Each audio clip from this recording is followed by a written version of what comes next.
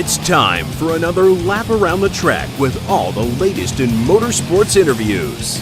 Sometimes we get bent feelings, but we can't wait for the Bent Fender Podcast with your hosts, Nathan Conway and Wes Llewellyn. Hello, ladies and gentlemen. Welcome to this episode of the Bent Fender Podcast. My name is Nathan, Pork Chop Conway, driving the number 40 stock car here locally. And with me, as always, Wes, the Nitro Shock Llewellyn. Hey, Nathan. Man, we're coming to a little bit different episode than we normally do. We're kind of on location for the whole thing tonight. We're out here at the Daviess County Fair, and we're coming to you from the Full Throttle Monster Truck Show. You may hear, hopefully, you can hear some activity in the background. That's monster trucks being put together and being pulled off of haulers and all that stuff. Right. Getting ready for the show tonight. You know, it's the first time that the monster trucks have been for a full show at the Daviess County Fair or at the Daviess County Fairgrounds since 2000. So we're looking at 18 years. 18 years. And from what I understand, I wasn't here during that time, but that was a muddy mess. It was a muddy mess. I was here at that show, and I tell you, man, it had rained the night before. They had a Friday and Saturday show, and it had rained the night before, and I had to work a booth because the school was having some kind of a thing for charity for the benefit of the school or whatever. So I had to get out there and work the booth, but it was a muddy, sloppy mess. I mean, this whole place was just – they were throwing – I mean, I swear to you, they're throwing mud 40, 50 feet in the air off these tires, man. I mean, I guess that's still, something kind of cool to see. It was cool to see, man, and we talk about people, that love to build mud trucks and go mud bogging, and hopefully we get those guys on this episode, or not on this episode, but on a show here pretty soon. And, it's pretty cool to see a monster truck do it, though. I mean, four-wheel drive monster trucks, they flat get it. Well, it's standing here looking around. It's just the coolest thing because right down from us, not too far, they're actually washing Quadzilla as we stand here, making it look fantastic and shiny for the show. Right. I mean, it's a good field of trucks out here. They've got 5 monster trucks, and this is not one of those situations to where everybody knows about Monster Jam, and everybody knows that, the big corporate, monster truck racing associations and things like that, in which the old MTRA is gone, for anybody that remembers that type of stuff, for the MTRO. But the thing of it is Full Throttle Monster Trucks is trying to do something a little bit more out of the box. And, we're going to try to talk to J.R. Rouse here in a little bit. He's the promoter. And he is doing good things. I've talked to him on the phone a couple of times, and he is doing good things with this stuff. I mean, it is a smaller promotion, but, and I think that only helps it. And here's why I say that, man, is, and I know, Wes, you really haven't gotten a chance to talk to him. I haven't. But I think it helps this promotion for the simple fact that they can stay smaller and be more in tune with the fans. I think they can be more fan-friendly with their product and the things that they're doing. Well, and I think that's would you rather go see a musician in a small bar venue, or would you rather see them in a gigantic stadium where you're sitting up in the nosebleed seats? Right, and paying $500 for a freaking ticket and all that. You can't really see them. Right, so. and we're not saying, guys, and we're not saying that, what Monster Jam or anything puts on is not a great thing, and, but it is. But here's the thing, it's different. And they're not trying to be the same. There's American Scout. I'm sorry, I'm just kind of freaking out. He's American Scout's it's a half-size monster truck. Right, it is one half the size, and hopefully we can get a chance to talk to the driver, American Scout, here in a little bit. But, it's a little bit different than what these big monster trucks are doing, full-size monster trucks. And so, again, back to get what I was saying, it's a little bit smaller promotion, and I think, like I said, I think that's something that really helps it because, again, the fans are up close to the action. Right, absolutely. And they're right on top of it. And you think about it, tonight at the fair, $10 to get in. And I'm really, really hoping that people come out and take advantage of it and come out here to the fair. And I hope they pack this place. I really do. Me too. And it should come as no surprise to anyone listening to this podcast. This is my first monster truck event ever. Yeah, it is. It is Wes's first monster truck event. And you shouldn't be surprised. I haven't been in a long time, but no, we shouldn't be surprised. At this point, no. No, but I'm excited, and I get excitable about getting to meet famous people, and it feels cool. I mean, again, I've talked about it before on our show, where when you get to make that connection with the person behind the wheel, for me, it makes for a better event and a better show.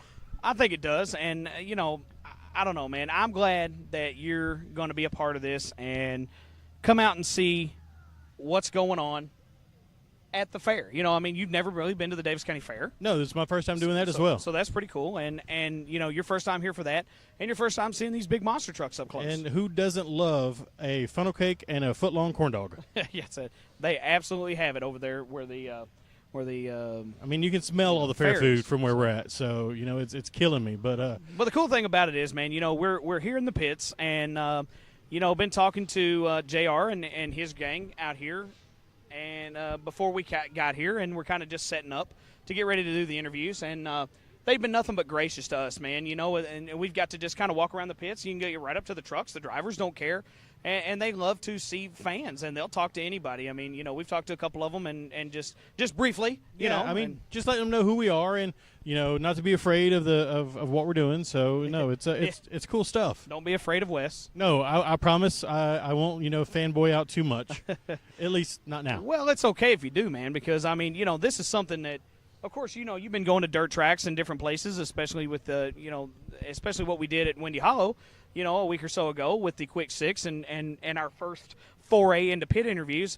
I think we're going to try to do it a little bit different tonight. I mean, I don't think this is going to be more of a Quick Six episode, as it's going to be just kind of, we're going to go in as long form / Quick Six as we can. Well, and you know, these guys, most of them aren't local. No, so not. Yeah. this show, just like a concert or anything, they roll in, they set up, they do the thing, they tear down, and they're off to the next show. Right, because I mean it's serious business, and there's a lot of setup that goes into these trucks. I mean, they've got haulers out here, and like I said, you hear speed guns running, and them, you know, trying to put these ginormous tires on there, which you know, they have to have slide boards and stuff. I see them sitting out there, but contrary to popular belief, those tires don't stay on them all the time. They don't, and they can't get them into the semi-trailers with those tires on. So, you know. And this is a bit different, you know, from our normal fair. You know, we have been focusing a lot on stock cars. Fair, F-A-R-E, not F-A-I-R. Right? I see what you did there. Oh. But no, we've been focusing on stock cars and mostly dirt track. And, you know, we've been telling you all that if it's got wheels and a motor, we want to support it. We want to celebrate it. And what a better way to do that than to be here at the fair doing this. And yeah, that's the thing, man. You know, it's special to me because, you know, a lot of my life has been spent, you know, as a fan of monster trucks. I've always been a monster truck fan. You know, back since Bigfoot. I love Bigfoot. I've always loved Bigfoot.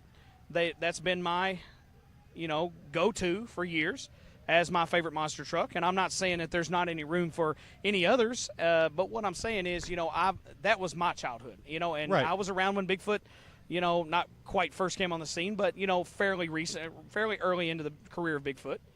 And, you know, I grew up watching, you know, we talk about, you know, a local legend around here, Army Armstrong. Right. And, you know, what he was able to do, got onto the monster truck circuit and started helping on TNN. And when they were bringing some of those shows, and, of course, that's old school monster trucks, you know, when they had the full frames and, you know, leaf springs, and they'd bounce for 25 minutes after they hit a stack of cars and different things like that. But, you know, it's just different now. You know, when we got, you know, trucks out here that's got, you know, $30,000 worth of shocks on them, and, right. and you know, different type of stuff than what they used to run. But that's okay because it's a pretty cool deal. You know what I mean? So, and there's a lot of similarities, you know, to what we see on dirt tracks. You know, the water truck just drove by. You know, they're going to go get the track surface prepared, right? Just like they have to do on a regular dirt track. So, you know, it is still near and dear to our heart. It's right. just a little bit bigger. Well, you know, and that's the thing. You know, track prep does go into what they're doing out here, and you know, they have to have a surface that it can't be dusty. You know, right. because you know the fans don't want to sit through a big bunch of that dust, but then they don't also want, you know, a sloppy, muddy, nasty track, because you know, it's hard. As big as these monster trucks are, and yeah, they've got the big tires and they've got all kinds of different things to help them 4-wheel drive. You know, they can't. They're not all purpose all the time. You right. know what I mean? And it's hard for them to run on a sloppy, muddy track. I mean, for it just sure. is. So let's real quick do a rundown. We've got Jailbird. Yep. And Kaylin Migas. Her dad is also here. He's her crew chief, and he is driving the Nitro Menace truck. You've already heard me talk about seeing Quadzilla getting washed up and cleaned up and ready to go. Quadzilla is driven by Scott Bryant, Right. and he's out of Evansville. He is part of a racing team, just like you have in stock car racing. Right. It's him and Roger Gauger, which is driving USA 1. big name in monster trucks. It has been. USA 1's been around a long, long time, and that's a throwback truck, obviously in the modern style now. But USA 1 was around when the monster truck war started in the 80s. And that's pretty cool to see him here tonight as well. So let me step back real quick. Nitro Menace is not running tonight. Right. Jailbird is. They're here. The Nitro Menace truck is here. They're just not going to run the truck. Right. Darren Megas is Right. helping his daughter, Kaylin. She's a 20-year-old. They're based out of Missouri, Right. Kansas or Missouri. It's Kansas. Kansas. Yep.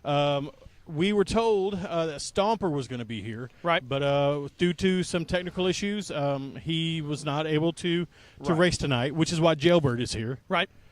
So that's pretty cool that they were able to step up and come in and help out JR and his show here, and that's pretty cool because stepping up to support. Right. So one more truck. We got two more trucks. Yeah.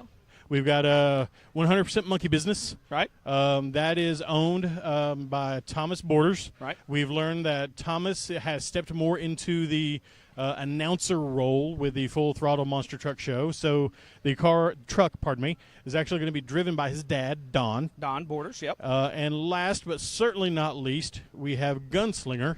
All the way up from St. Petersburg, Florida. Right. And that's driven by Scott Hartsock. Right, and so you probably have heard that name as well. He has been on the Monster Jam circuit for quite a while and is down here helping out the Full Throttle Monster Truck Series. And it's cool because, I'm sure he enjoys a good, good local show as well. And, oh, absolutely. And Jailbird, same thing. Nitro Menace, same thing. Been on the big circuits.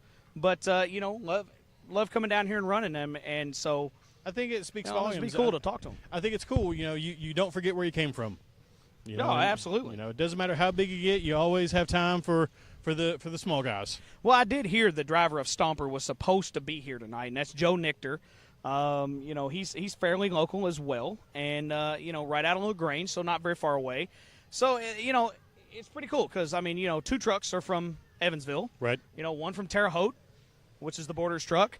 And then you've got one from LaGrange, so it's we've got a lot of close pretty guys local, here. Pretty local, So I don't know, man. It's just pretty cool to be out here, and we've been talking about doing this. We didn't quite know if it was going to come to being, but it did. Through some sponsor money, trickery, and some sponsor money. Sponsor money, yeah, sponsor yes, exactly money. right. Well, that part of it, yes, to get into the task cam, and that's how we're recording this. And we wanted to try to do a whole episode on it, and not just the interviews like we did at Windy Hollow, and we're going to try to do a whole episode, and we're going to see what happens. Right. We did lose a couple of interviews the last time through no fault of anyone's. It's probably hell, they might still be on the thing. We can't figure out how to get them. I have to apologize. It was brand new equipment. Right. We've already apologized to Rich Dawson, but we've since learned that I also lost Blaze Melton's interview. Right. And I've been kicking myself over that. I hate it. And the next time I'm out, I'm absolutely going to make time to get a fantastic interview with him and do it right. And well, the good thing about Blaze is he's had a whole episode, so that's the good thing about that. But no, that doesn't negate the fact that we lost his interview. But he's we local. want to catch up with him and talk to him again. But he's local, so it's going to be easier to get with him than it was with Rich Dawson. Right. So I hate the fact we did that. But we'll get with Rich again. And brand new technology, yeah. just learning the ropes, doing what we can. We're going to get there because it is one of those things where it's a learning experience for everyone, and right. Hell, I don't know how to run the thing, so that's why you're here. You know what I mean?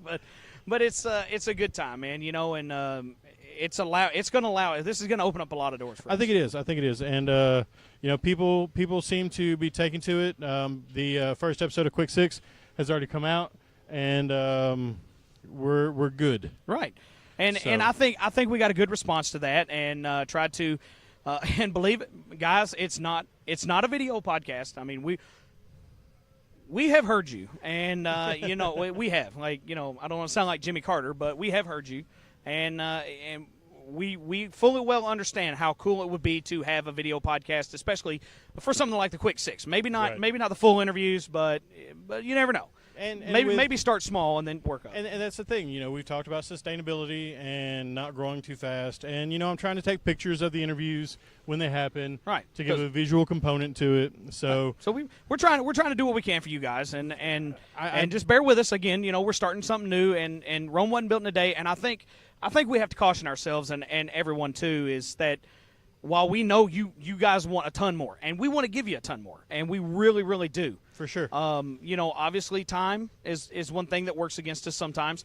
But one thing is that I feel like if we throw too much out there too quick, if we grow too quick, I don't know that we'll be able to sustain it. No, and that's what we're trying to do. And we want to make sure that we are around for as long as you guys will have us. Right, and that's the thing. And because, you guys have shown us that you love what we're doing, and you guys love the interviews, and you guys love to be a part of, the events and things like that now that we're able to do some of that stuff. Sure. And this is only our second time out with the task cam. So I think it's going great. I think we're agree. getting really, really good audio out of it. I think that it was a wise purchase. Wes talked about getting this thing from the beginning, and it just so happened that Lori Kimball came on board, and that kind of put us over the top for some of the sponsor money.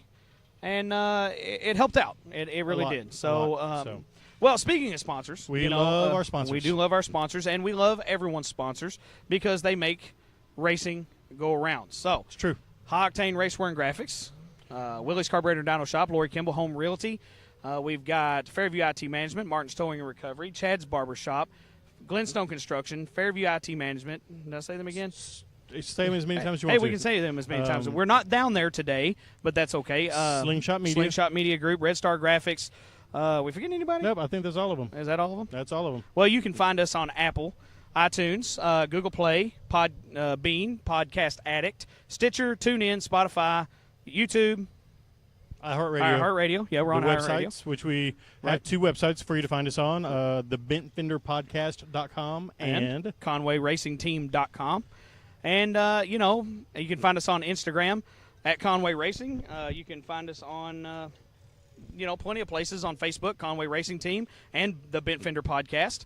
And where else are we at? Twitter at Conway Race Team. Yep. Yeah, so, we blanketed it for you guys and tried to get, everything we could do to keep you guys in the loop. Absolutely. Because, that's the main thing. So, I think, man, they're getting most of these trucks kind of ready to go. Hopefully we can get out here and start to round some people up for some interviews. And I don't know what's more important first, interviews or funnel cake? Interviews. Interviews, okay. Funnel cake could be there all Okay, I'll get funnel cake later. That's right. We can live without funnel cake.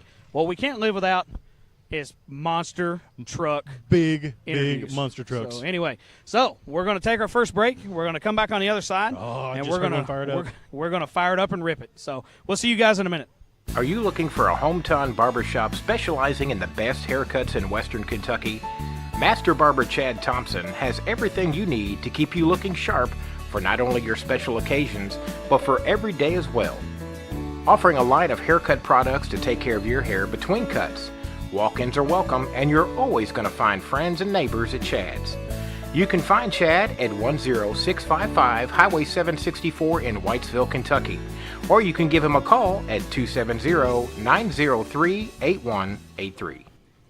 Ladies and gentlemen, coming to you live here from the pits at the Daviess County Fair. I'm standing here with J.R. Rouse. He's the promoter of the full Throttle Monster Truck Series. J.R., welcome to the show, buddy, the Ben Fender Podcast. And we've been talking about this for a little bit, but we're finally here, and I think it's going to be a good night for monster truck racing. Completely agree. Really appreciate you guys coming out and having some fun with us. We got 5 trucks out here tonight. We're going to tear some stuff up and have a lot of fun. Well, JR, we talked a little while, a couple weeks ago anyway, and you kind of told me a little bit of the backstory on the Full Throttle Monster Truck Series. And go ahead and tell the fans all about your series and what makes you guys unique and how you do things in your little world there. Gotcha. Well, this is basically our 3rd year.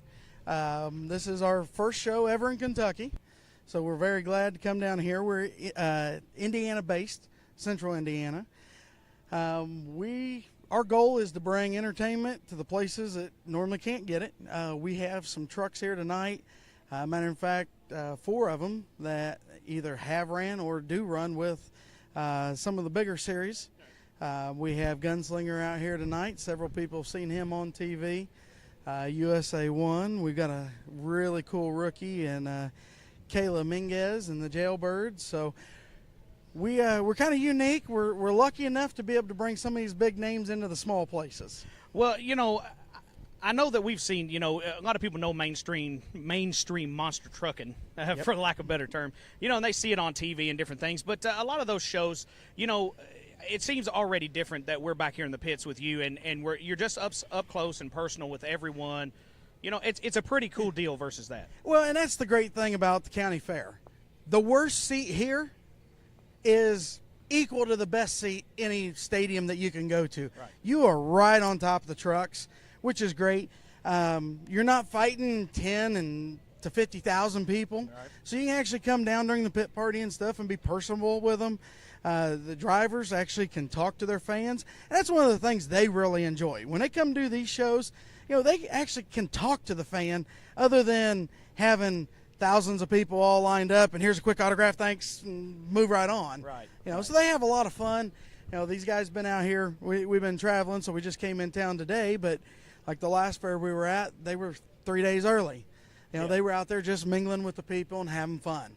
And that's one of the things that we try to do and keep this fun. Well, I've got to tell you, man, for me, monster trucks has always been a part of my life. I was around when, the very first monster truck started, talking about Bigfoot, but, and it's grown so much from there, and they're a whole lot different now, but, it's still the same essence of monster truck racing, and they can do a lot of different things that maybe they couldn't do back on those old limited chassis. But it is pretty neat, like you said, to have everyone be able to be right on top of the action. Correct, and, everything that we have here is current and up-to-date equipment, which is a lot of fun. At this county fair level, we can't quite do what they can do in the big stadiums and stuff. Just dollars and cents. That kind of makes sense to everybody. Right. But out here, you're going to get to see the big jumps, the racing. All of our stuff is real. By the way, you'll see during the show, we don't set up races or anything like that. We draw pills out, and we see who's going to start where, who's going to race where. Everything is straight up and real. All these drivers back here, they've got egos. They're here to win. They're racers. Exactly. They're here to win, and they're just as fierce as any of the local short tracks. You go down and watch them guys, and, sometimes these guys get a little bent at each other and may not talk to each other for a couple days. They want to win, and you'll see it tonight. That's the awesome thing. Well, that's one of my big questions, and I'm going to ask the drivers that when we get into that portion is too. But, how's the camaraderie in the pits? I mean, does everybody, kind of jump in and help, or is there, like a lot of, so we see in maybe the stock car world, people are like, nah, he's good. I race against that guy. Yeah, no, this is a little bit different in that everything is so large.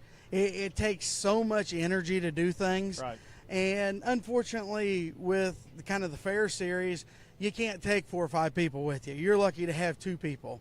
So if somebody breaks something, the other crews will pitch in and help. Every now and then you get some bent feelings, and, there might not be a lot of talking going on while they're repairing, but they're going to make sure everybody's moving on to that next event. So. Right. Well, that's one of our mottos, whether it's bent fenders or bent feelings, it always happens. But, JR, I want you to tell me, did you just sit home one day and was like, you know what, I love freaking monster trucks. I want to have my own series. But how did it come all about? Like you, I've been a monster truck fan all my life. Basically, we've done a lot of county fair promoting. Sorry about the truck firing up there in the background. That is no problem at all. We are definitely in the pit area. Yes, we are.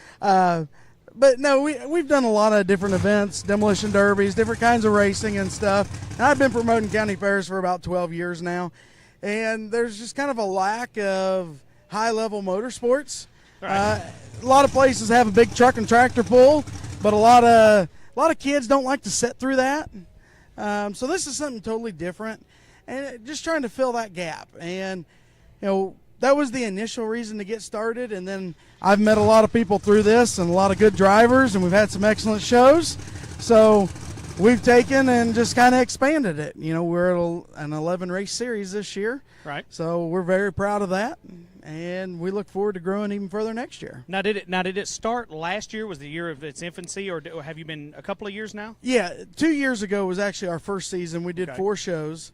And then last year we did 5, and then we jumped all the way to 11 this year. Wow. So. Well, we did speak about that. And, you're more of the, I guess, the stock car side of it, just kind of like we are mostly, but with the figure 8 stuff and race8.com. Correct. You're big into that. The Indianapolis Speedrome, that's where you live. Yep. I live just 45 minutes of the Speedrome. We do a lot of figure 8 racing when we're not chasing these fairs around. Got the World 3 Hour coming up. Yeah, big deal up there. I got a whole block of seats right on the top row, turn 2. Family and friends. We got about 30 people that come out to it every year, do some tailgating. And I know you right here, just down the road here from the fairgrounds is Whitesville. Right. I've been down here. I've seen some figure 8 racing down here. A little offset track. Yep. Was very, very cool.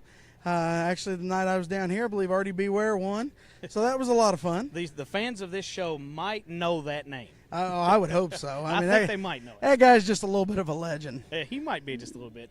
But, you have any plans for the rest of the season? Are you guys going to try any arena shows, or do you guys just mainly stick more to the county fair circuit? We are mainly county fairs. We've got a couple indoor venues that we're looking at. First quarter is very difficult. There are a couple bigger series, like I mentioned. Right. Everybody kind of knows who they are. There's Yeah. there's no hiding that one. Well, when we're you not see taking them on- away from your promotion. Exactly. So you just, And- that's sorry.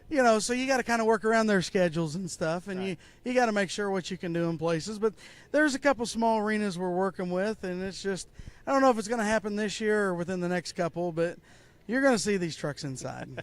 Well, on a situation like we've got out here at the Lions Club Fairground here in Philpott, it's pretty open out there, and you guys can get up a little bit of speed. I guess arena shows sometimes are tough.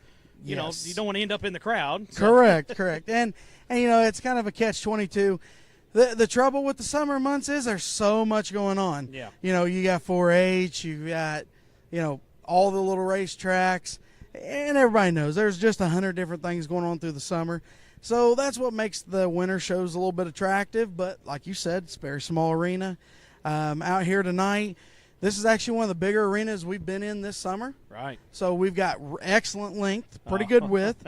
We're going to do Chicago-style racing tonight. Well, explain to them what Chicago-style racing is. So basically, for your race fans, it's a standard oval. Right. The only difference is we'll start a truck on the front stretch and a truck on the back stretch. Okay. And they're going to turn a lap and a half. The first truck to turn a lap and a half wins. Right. So basically, they go over 3 car stacks. Uh-huh. And, for me, being a racer, you can do straight line. Mm-hmm. But man, I like to see driver skill. Yeah. And when they got to turn corners, there's driver skill involved there. Well, it's one thing turning a 2,800 to 3,500 pound stock car, just depending on what series you're in. Then, a couple of ton monster truck. Yeah, with, it's only 10,000 tires as big as your pounds, house. 12 foot wide, 15 foot tall. There's definitely a challenge or two to it. But you have 4-wheel steering, You and, do. and that helps. It does. But it also gets you in trouble, too. Yeah, that's true. That's true. Is there any breaking news, anything that you want to share for maybe the rest of the season? Maybe hint at a little few things? Well, one of the things I want to bring up, one of the local favorites from actually over in LaGrange is Joe Nichter in the Stomper truck. Yes. He was scheduled to be here tonight. Right. He upgraded his truck over the winter to a very big, nasty motor. And let me tell you, it was pretty sweet when he came out. They have big, very nasty prices, too. Yes, they do. And unfortunately, he blew that motor up 2 weeks ago. Oh, no. The bad thing is we're right in the middle of race season. Right. Everybody's ordering parts right now. Oh, yeah. He's 2 weeks out before he gets his pistons in. Oh, no. So, unfortunately, he's not here racing with us tonight. But we were able to secure Kayla Minguez that I mentioned earlier in Jailbird. She is definitely one of the hottest drivers across the nation right now coming out. She's been burning it down everywhere. When Stomper broke and officially couldn't get his parts, we made the call. They actually hauled from Kansas City to Franklin, Indiana last night, and her dad, Darren Minguez, who used to drive Bounty Hunter, several other big name trucks, he actually ran in Franklin, and then she's running here tonight. So, Well, that's pretty cool that, you know, they can change up shows and different things, but, I mean, have both their trucks and parts and interchangeable things. But, you know, usually we set the scene, and we are standing in between the hauler for Gunslinger and the hauler for USA1, and we are watching Kayla work on her truck now, the Jailbird truck. Haven't got the slippers on that little lady yet. Got the little tires on it, Yep. but they're working hard on it. Oh, yeah, and you'd be surprised how quickly, you know, within a half hour, them big tires are on and rolling. Well, JR, you know, we're big on sponsors in this show, and, you know, and that's important to you guys, and we talked about it, you know, off the air. But, you know, if you want to just tell us, and I want you to give your sponsors the love they deserve for all your sponsors that help you put on your events. Well, right now we are still pretty small. We've had a small company come on, Firewire, that has helped out several of the drivers with some lighting. But we're still working on them national sponsors, and that's one of the things a lot of people don't understand. You know, yeah, we're not going in the big stadiums, but we're bringing some of the largest crowds to some of these county fairs, and it's a nice, diverse crowd. And so that's kind of our next step in growth, is doing something with sponsors, and that's definitely where we're headed, because we want to keep the names coming in. You know, it is so cool to come into these small places with drivers that are on TV every week. Right. You know, it's just something people don't normally get to see. And well, that is one thing, you know, a lot of times, you know, we talk about that in NASCAR was when, you know, the Cup drivers used to hang down into the Xfinity Series or Busch Series, what have you.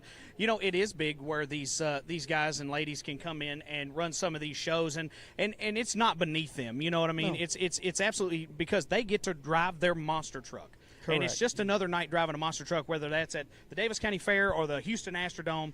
It doesn't make any difference. Correct. And, you know, that's one of the nice things. I know you guys are going to talk with Scott Hertzog here in a little bit. Right. You know, he'll be one of the first to tell you he has as much fun as one of these shows as he does in the big stadium.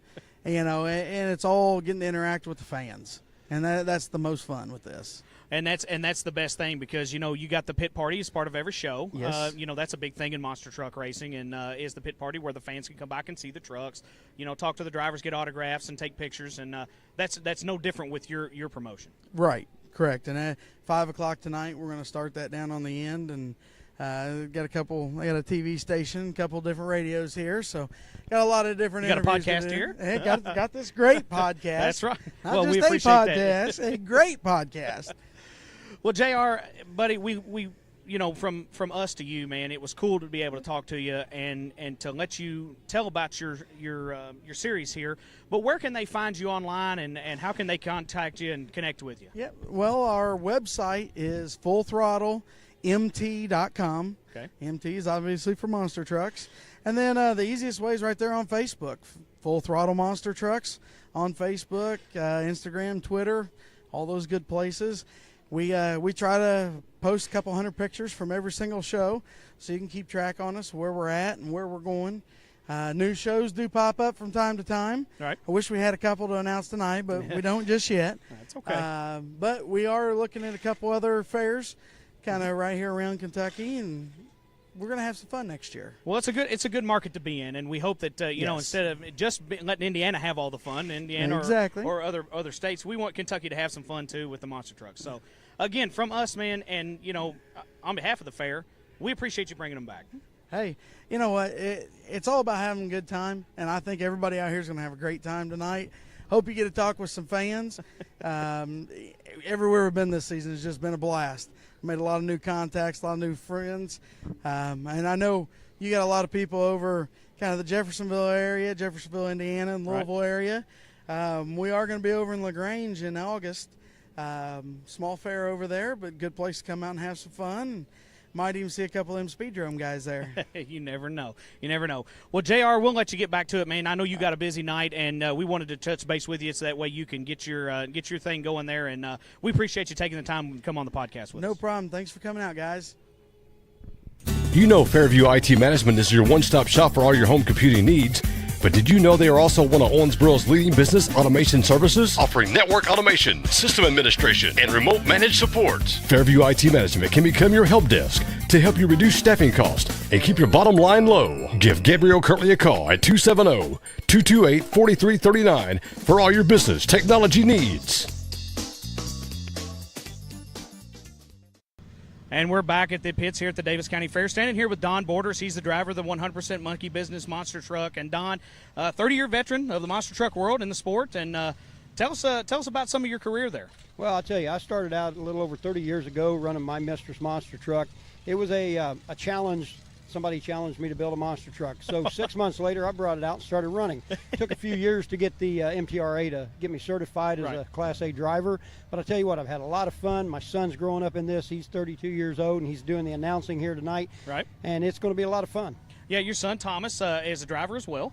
Yes, Thomas actually owns the truck. Me and my son built this truck together in memory of my 5-year-old grandson who passed away of a brain tumor. Right. And you know, I was just talking I guess to the young lady behind me, and that's a very special cause and one of the sponsors on your truck. Yes, Childhood Cancer Crusher is what we run for. There's like 6 or 7 other monster trucks in the circuit that run this, and it's childhood awareness, letting everybody be aware of what is going on out here. You know, cancer is a very bad thing. Unfortunately, I'm battling cancer, and I lost some family members. But my grandson, Caleb, he was our little monkey man. So when we built this truck, we wanted to call it the 100% Monkey Business, same as his little bitty Power Wheels. And he had a lot of fun coming to racetracks and doing things with Power Wheels.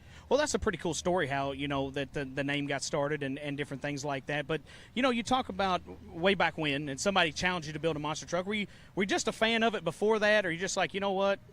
Ain't nobody gonna tell me I can't do it. I can absolutely do it. Well, it was something like that. I actually went and watched monster trucks, watched Bigfoot at the Hallman Civic Center in Terre Haute, Indiana, and the wife at the time says, "I bet you can't build one of them." I said, "I bet I can, and I bet I will." And 6 months later, I drove it out. Is that the name of your first monster truck, or what did you have going on back then? Yeah, my first monster truck, we named it My Mistress.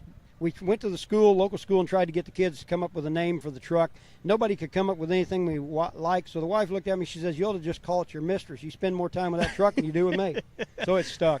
Well, having a wife of my own and owning a race car, I kind of understand where she's coming from with that one. Oh yeah, it's been a lot of fun. You know, the name went a long ways. We had a lot of fun. We ran at the RCA Dome. I had three goals I wanted to do. One was to beat Bigfoot, one was to beat Gravedigger, and the other one was to run at the RCA Dome. And you know, I succeeded in all three, and I was very happy with what I'd done. Every year we go to Auburn, Indiana, to the Monster Truck Museum Hall of Fame, where they induct different drivers into the Monster Truck Hall of Fame. And if anybody doesn't know about it, all they do is Google, you know, Monster Truck Museum. It's a lot of fun. It's open to anybody and everybody. Right. Well, that's pretty neat, man, that you guys are able to do that every year and to give back, you know, to the sport just the way, you know, that's kind of given to you. Yeah, and, you know, I retired a few years back and became an event coordinator, building tracks, running shows. And then last year my son decided, well, Dad, you need to get back in the driver's seat because I'm doing some announcing and I need you to drive the truck. So he threw me in it last year, and then I'm back in it again this year, and I'm running his name. And I think he gets a little jealous. I think he wants to get out there and drive his truck. Well, I tell you what, man, I don't know. If somebody said, you know, hey, you got to go drive this thing. I've got to go work, and I got to go announce. You just got to drive this monster truck. I don't know. I'd probably fall out of my chair. I wouldn't know what to do. I tell you, I think he was scared and about ready to fall out of the announcer's tower on the very first one we did last year because he didn't know Dad could handle it the way it did. You know, it's just one of the things. He wasn't sure it would do what it did. Well, he's got to think the old man may not have lost a step like he thought he did. No, I ain't lost it. I ain't got as powerful a truck as some of these others, but, you know, I started out with a little 454. He's starting out with a little 383 stroker. But I'll tell you what, don't be shy. This thing will get up and go. Well, that's the thing, you know, and a lot of the times in the stock car world we always talk about, you know, the biggest motor doesn't always win the race. That's right. You got to put the horsepower on the ground. If you can't get it down there, you ain't going to win. Well, Don, have you competed in other forms of motorsports, or it's been all monster trucks your whole life? Or? Well, I started out racing mini bikes when I was little. Then I went to mini motorcycles. Then I went to big bikes. And then I went to four-wheelers. And I ran some three-wheelers. And from that, I just decided to go all out, and I jumped right into monster trucks, and I ain't never regretted it. I don't know. I'm just one of those things where I've always been a fan of monster trucks. And, you know, and I've always been like, you know, it'd be great to drive one of those things. And I just wouldn't know what to do to how to even get in it, you know. Well, I tell you what, if you grow up in the country, everybody loves trucks. Yeah, you know, I grew up on a farm, and to be in a monster truck, you cannot describe how it feels. I mean, to jump up in the air, and, you know, I jumped 12, 14 foot in the air, and I've jumped 10, 12 cars, and I've landed smooth. In the olden days, we had old leaf springs. We'd bounce 3 or 4 times and try to make a turn. But, you know, the sport has come a very long ways. Right. It is a very, very safe sport. It's expensive to get into, but that's because it's safe. Yeah. And that's a good thing because, you know, the old trucks like back in the day, you know, started out on the old truck chassis and things like that, but now you've got all tube chassis and just 1.5 miles of roll cage around you. Oh, yeah, the roll cage, I custom built this one with my son to make sure it was safe. I figured if my boy's going to get in there, I don't want nothing to happen to him. Right. So we built it to all the specs of MTRA racing. You know, back in the olden days, it was all steel body. We'll tell you what. 100% Monkey Business is a 100% steel body 1979 Chevy truck. That's pretty cool. You know, keeping it old school. Sometimes there's something to be said for that. Oh, yeah, and this is the world's only race ride truck. We change the bed and we give rides in the same truck that we get out there and race in. Well, that's pretty neat that it's dual purpose like that, and you can give back to the fans in both ways. Yeah, but, you know, I think my son's sitting up there getting a little jealous. He wants to go full-blown truck by next year and run a blower. So I'm going to help him get going. We're going to get this going. And, you know, if I can't drive it and he can't drive it, I got a daughter here that's been wanting to drive. She's almost 20, and she's grew up in this business. She helps me work on these trucks, help me change tires. I think her brother's a little jealous, don't want to get her in there, but I tell you what, she gets in there, she's going to be a competitor. Well, those ladies, you know, there's nothing stopping them from doing just as well as anyone else in those monster trucks. And a lot of times the women are a lot better drivers than the men. Well, yeah, they don't have to pay the bill and they don't have to fix them. They get in there and drive like they know. Easy, they man. drive like they stole it, you know. Yeah, she's laughing behind us, but I want to ask you, you know, do you prefer the large arena shows, or do you prefer kind of like the county fair atmosphere here in the Miles Arena? You know, I've done them all, and I honestly prefer the small town stuff because the crowd's up closer. We can spend more time with the fans, get out here during a pit party, talk to them, let them see the truck, let the kids get on them, get their pictures. You go to some of these other big events, they can't let the kids get near the trucks. You know, everything's taped off. But I'll tell you what, here, this is a family-orientated business. All these guys that come here, we all know each other, have known each other for many years. Right. If one of them breaks, we're all getting over and getting them going. At the end of the night, we help each other tear everything down, load them up. We go to the next show, whether we be together or 100 miles apart. But we're still there if somebody needs us. Right. What type of tracks do you enjoy racing on the best? Do you like us here they're running a Chicago style, or do you like more of a drag race? Or? Well, you know, I've done them all. Chicago, J-course, you know, straight line. And I prefer the Chicago style. It's a little bit more challenging. You know, you got to do some steering, and it helps to have the rear steer. Back in the day, I didn't have rear steer in my truck. So getting into my boy's truck last year was a new experience for me, trying to figure out how to drive this thing. I turned it the wrong way, and he'd just shake his head and look at me. But we got it figured out, and we're out here to try to do some good. You know, we don't have the horsepower, but we're going to put the pedal to the metal and see what happens. Right, and full out is the only way to go. Oh, yeah. Well, you know, when you think about a typical race day, what's your favorite event? What do you look more forward to? The racing, the freestyle, wheelie competition? Freestyle. Freestyle. You can get out there and do whatever you want. You don't have to do the 2 hits for the wheelies. You don't have to do the couple races that you might get into. If you win, you get lucky, you go to all the way down. But when you're out there freestyle, it's time and you. You right. do whatever you want to do, however you want to do it, and hope that you can hold her together and keep her on all four. Well, when you think about your freestyle runs, and I did want to ask you about that, is, you know, do you have a do you go out with a strategy based on the track, or do you just like, you know what, we're just going to go out and see what feels good? Well, sometimes it's better off to watch the guy in front of you. Now, a lot of times I got through out there first with fresh cars. That's a little bit harder to do. But you go out there and you just look for the best hit. You know, a lot of these cars are going to throw you different directions. Right. You may hit it this time, throw you to the left. You come back around, hit it to the same direction, you'll go to the right. So it's just a matter of the driver's ability to be able to control their truck and get out there and put on a good show. Try not to flip it. I know the crowd loves to see it when you flip over, but you know what? It's hard to fix these trucks. It is hard, especially with a steel body. Yes. Fortunately, we have a spare body at home we built just to go on this truck, right. just in case. So I hope and pray I don't go over, because then I got to listen to my son complain at me. But you know what? If a father can't go out and have some fun and upset a kid once in a while, hey, you know, you ain't having it. You're just not doing it. Yeah, that's right. Well, Don, I want to ask you real quick. You know, we talked about it right before we got on the air, and you were talking about your 30 years in the business. And you got any just outrageous stories or funny stuff that's happened over the years? Yeah, I went to Minneapolis Metrodome the first time I ever switched my truck over to nitrogen-charged shocks and a blower motor. I was running behind Jeff Bursey, who had just done the same thing. He lines up at the race, takes off, hits the first jump. The rear axle comes completely out from underneath the truck, and I'm sitting there, oh, my God, I hope this don't happen to me. So when it come time to get him off track, I got up there to do my race. I stomped on it, went over the cars, landed, made my turn, come back, and I asked my son at the time, I said, hey, did I miss them cars? He said, no, you hit them things perfect. I said, I didn't even feel it. It was a difference as night and day. The old leaf springs, you bounced all over the place. These new nitrogen-charged shocks, they were just as smooth as baby. Yeah, when you see the old trucks and the footage of the old trucks back in the 80s and the early 90s, had those leaf springs, and when they would take off over the cars, they'd bounce for an hour going down. They just you get a bouncing. And I'll tell you what, I started out driving on the driver's side. All right. And I had the biggest bruise on my left side after one event that I never had in my life, and I never did that again. I put my seat to the middle and stayed there. Bouncing around with your arm out that window, it did not feel good. Yeah.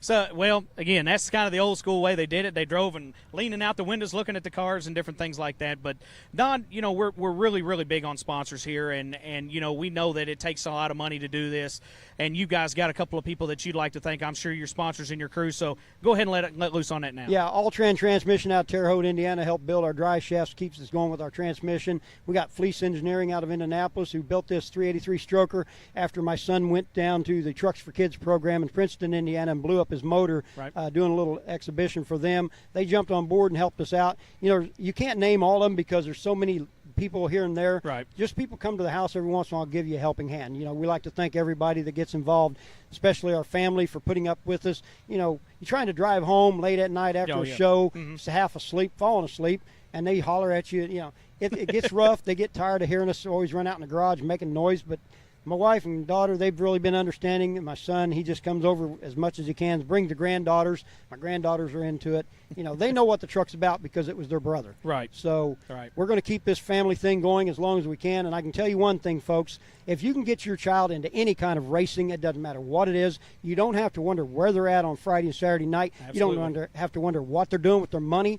I can guarantee you they ain't going to be drinking or doing drugs. And we always say no to drugs. Back in the 80s, that was the biggest thing on our truck. But when it's now today, with all the peer pressure and everything, get your child into some kind of racing, and they're going to love it. They're going to love you for it, and your family will stick together because a family that races together stays together. Absolutely. Don, thank you for that, and we appreciate you taking the time to come on to this show and to talk with us for a few minutes and share some of your legacy, you and your family here.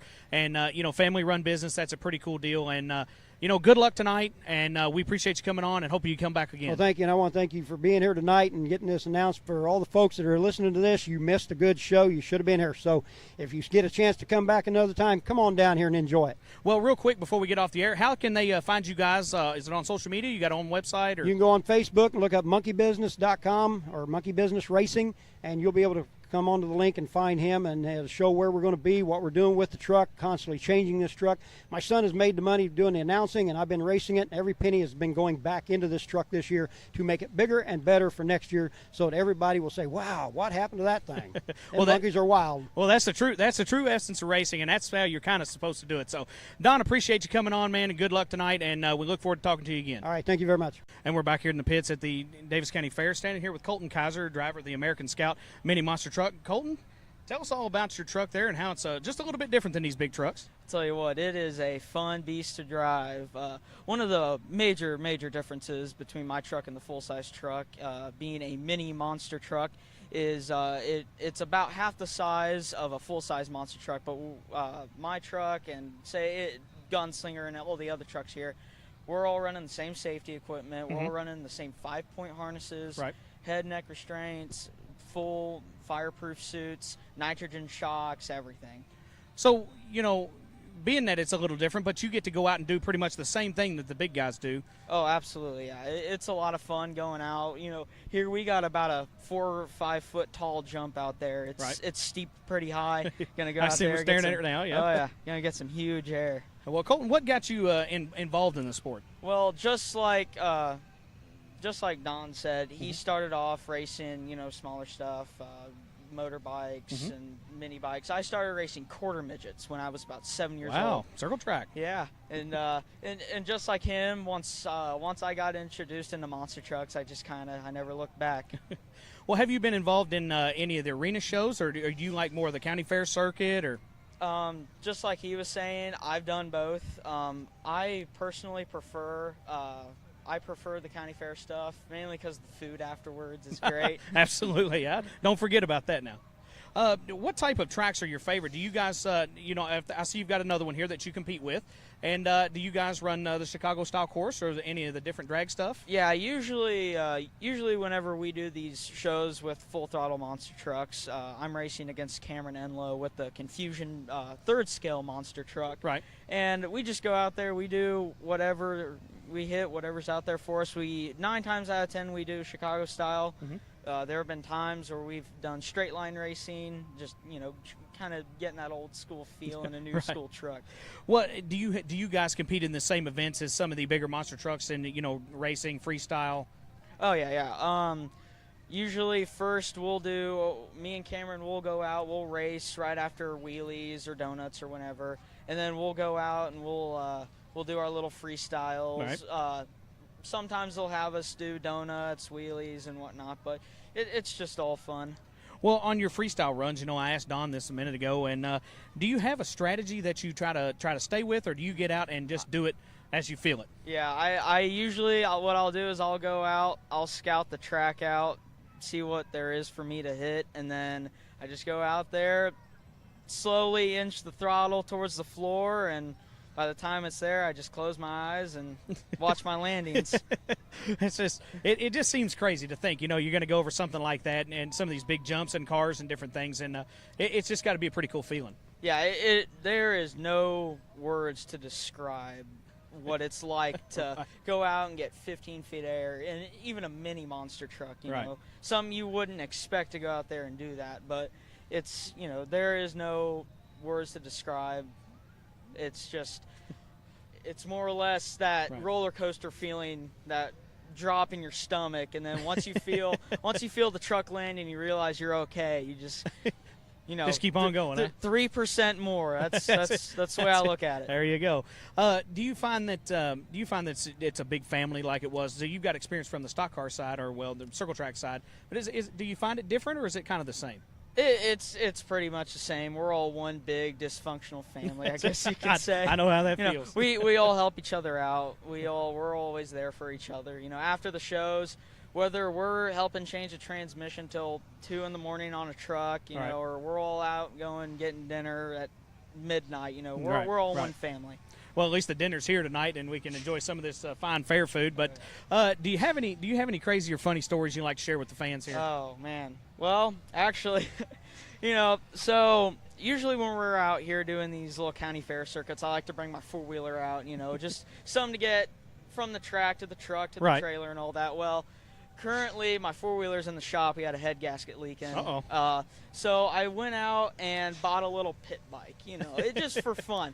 And this was actually just at this show. I was out. I've been trying to get wheelies on it. I'm going over the jumps and everything, and I ended up laying it over. But it's whatever. Well, that's okay. Yeah.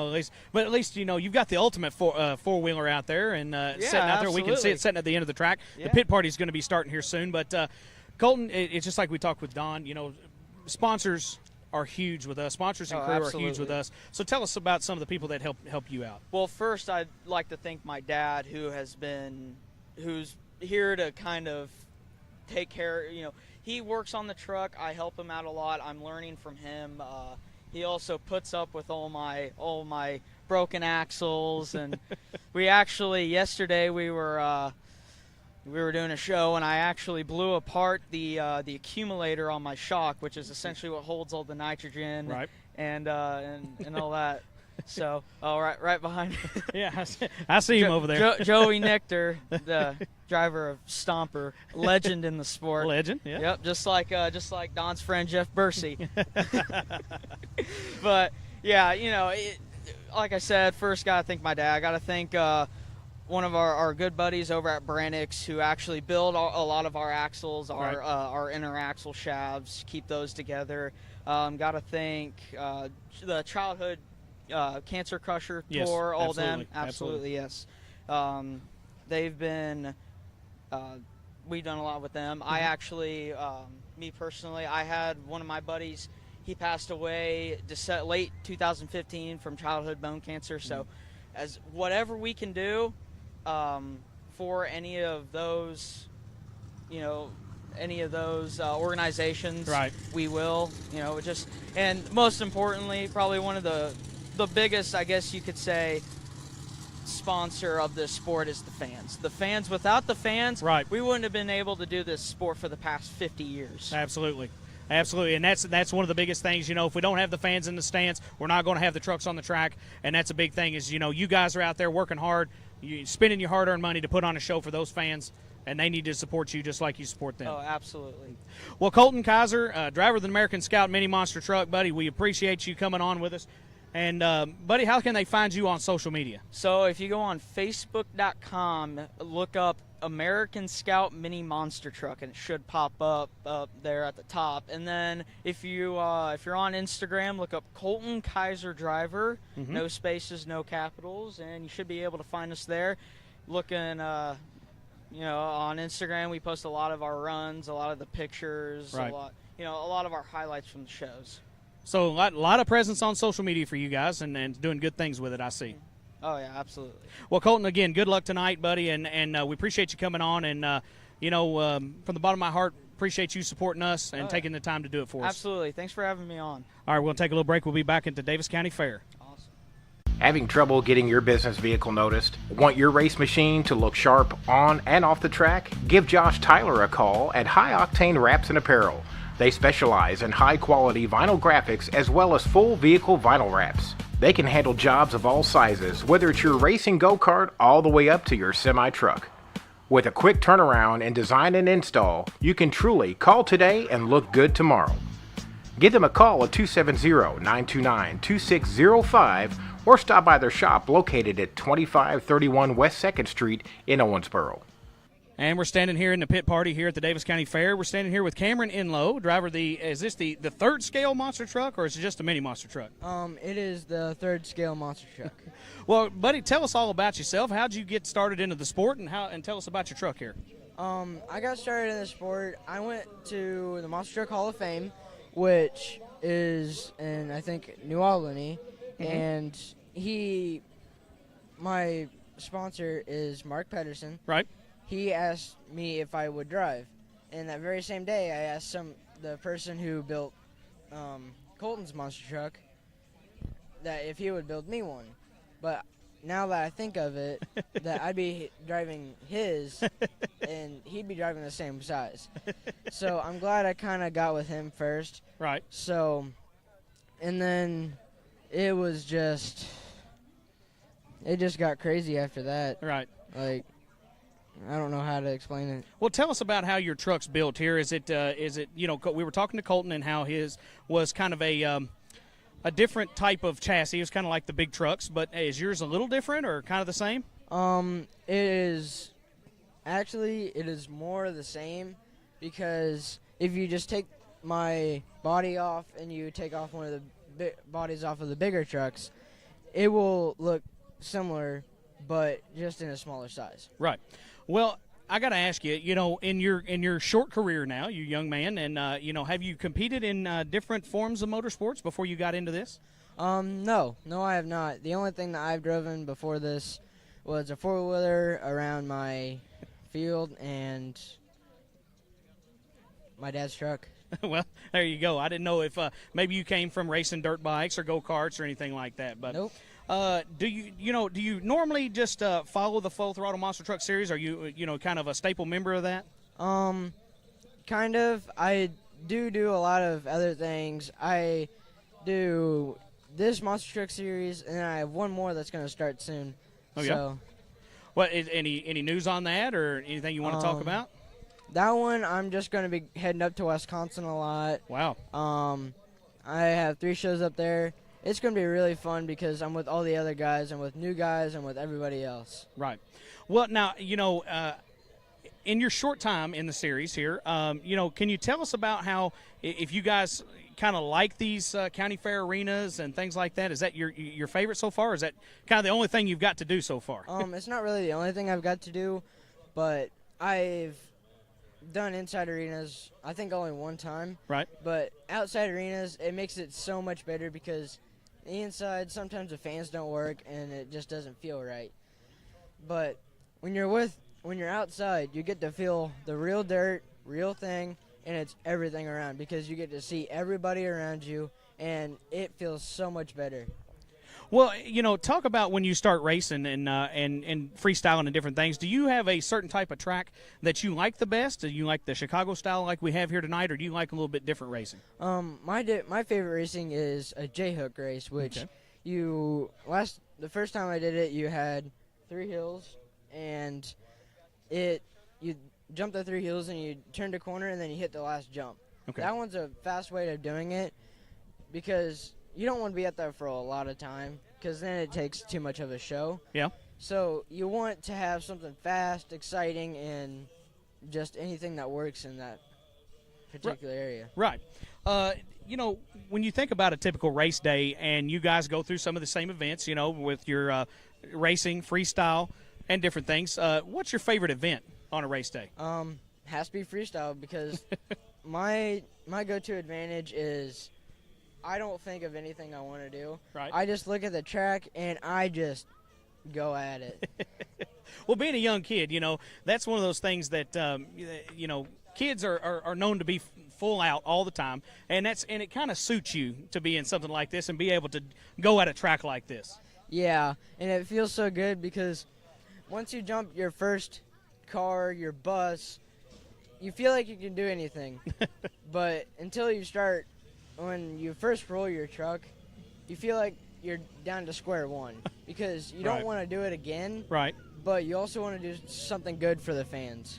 Well, yeah, and I know that these trucks, even the third scale monster trucks are extremely expensive, and it's something to try to get into and it's try to fix. That's it's not a fun time if you turn them over. No, but if you want to start out small, it won't take you that much money. So I'd probably suggest starting small and then going up to Colton and then going up to the big trucks. Well, you did talk about freestyle runs just a minute ago, and when you think about your freestyle runs, do you come out with a strategy, or do you kind of just walk the track, see how it's going, say, we'll figure it out when we get there? I usually just walk the track.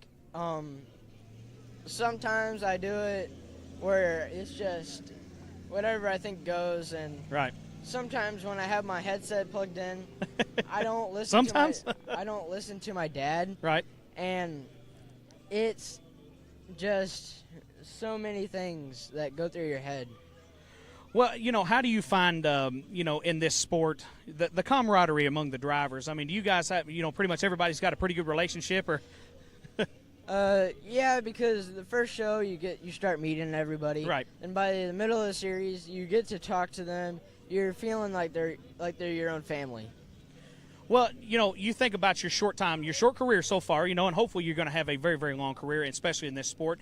But can you think of any outrageous or funny moments that you've had so far? My funny moments were more than likely when I rolled my first truck and it was blazing hot outside, and I had 3 people come running.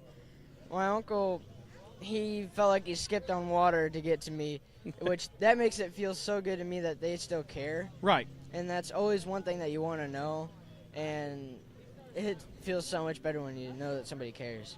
Well, I can tell you that, being from the circle track world, I race stock cars myself, and I've been upside down in a couple of stock cars, and thank God for roll cages, and it is scary, but, at the end of the day, to be okay, that's a pretty good feeling. Yeah, even though sometimes when you see on NASCAR after they've had a wreck, they've always had to get checkup. Right. But that doesn't usually happen when you're around us because there's not – all it is just a fire crew and only maybe an ambulance thing, and that's it. Okay.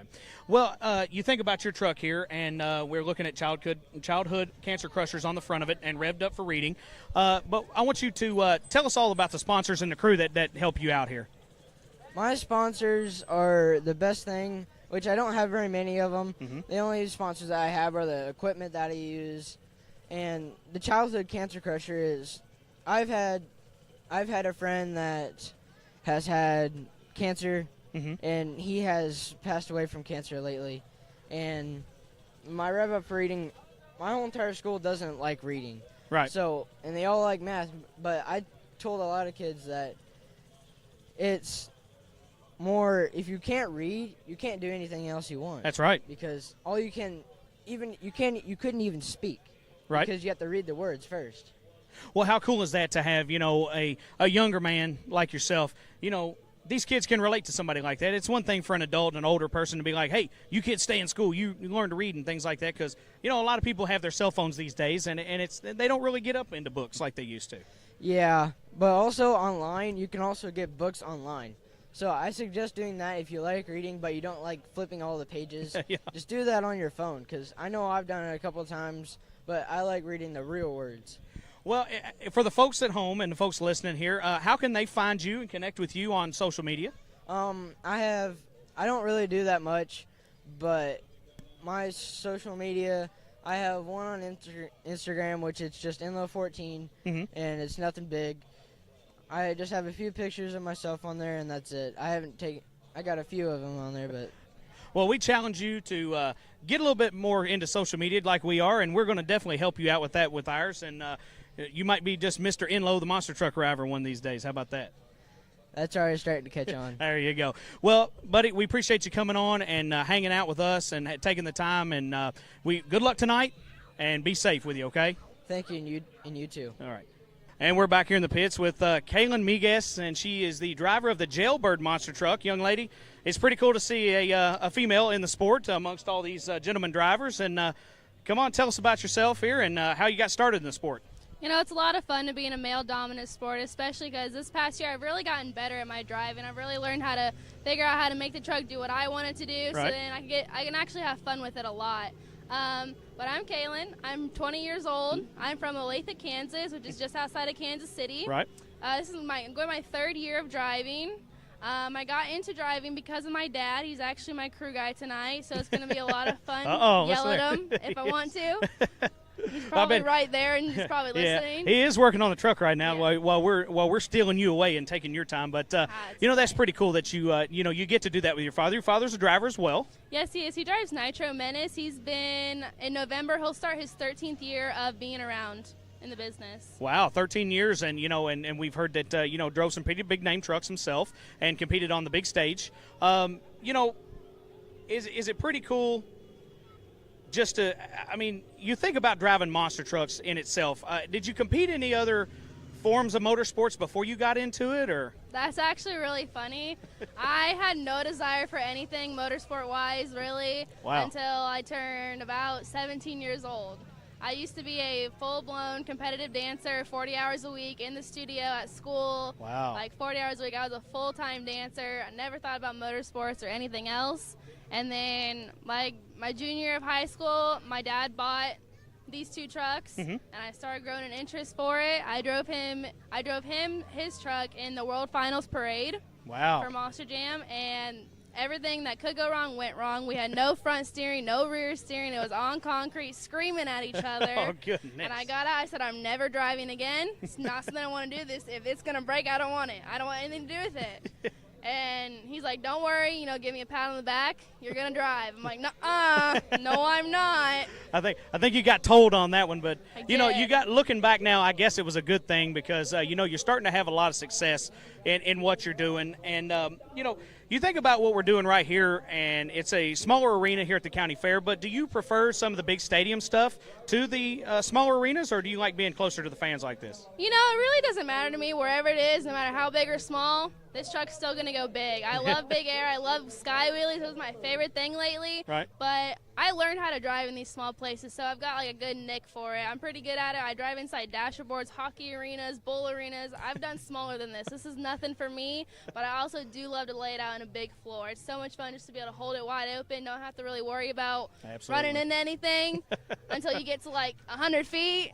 But this is going to be a lot of fun. I love the track here. It looks fun, looks exciting. I think the fans are going to have a good time.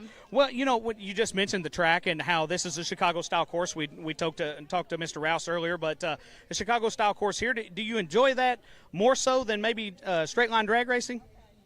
Well, the first time I ever did straight line drag, I cartwheeled the truck down the line, so it's really not my favorite category. Yeah, I can see why. That was Miami, Oklahoma, like 2016, I think. You can find it on YouTube. It's a highlight reel. It's a pretty good one. But I prefer Chicago. It's the most popular type of racing that we all do. I do it every single weekend. Right. I do it for other promoters. I do it all over. It's my favorite type. You can do it's a lot more technical, I feel like. A lot of counter steering. Right. When to throttle, when not to throttle. So it's a lot more fun for me. Well, we talk about the events on race day, and you've got racing, freestyle, wheelie competition. What is your favorite? What stands out to you? It's really changed as I've become a better driver. I used to only like racing, so I would always lose first round. Like, just one and done. We're done. Good to go. Next. But I've also learned to love wheelies, and lately it's been freestyle. I finally get it to do, like I said earlier, get it to do what I want it to do, so I can actually go out there and have fun with it.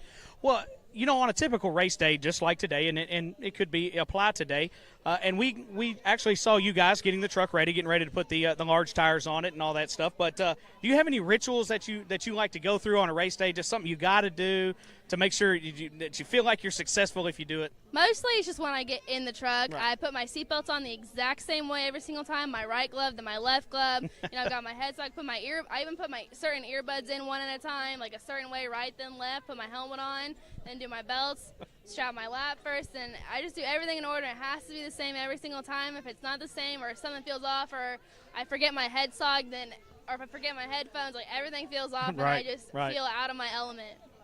Well, that's pretty cool because, a lot of people we interview, they're like, no, I don't really have any race day rituals. I don't really wear the same shirt or the same shoes or whatever. But that's pretty neat that, each time it has to be done a certain way every single time. I guarantee that if they actually thought about it, I guarantee all of these guys put the belts on the same way every single time.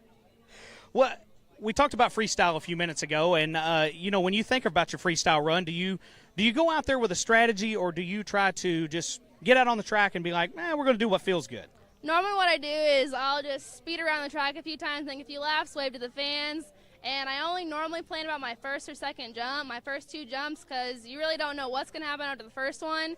But if I plan too far, like some guys will plan the first three jumps, I guarantee something's going to go wrong on the first one, and I won't make it to the second one, or I'll have to do something else. But I kind of just get a feel for the track and just have fun.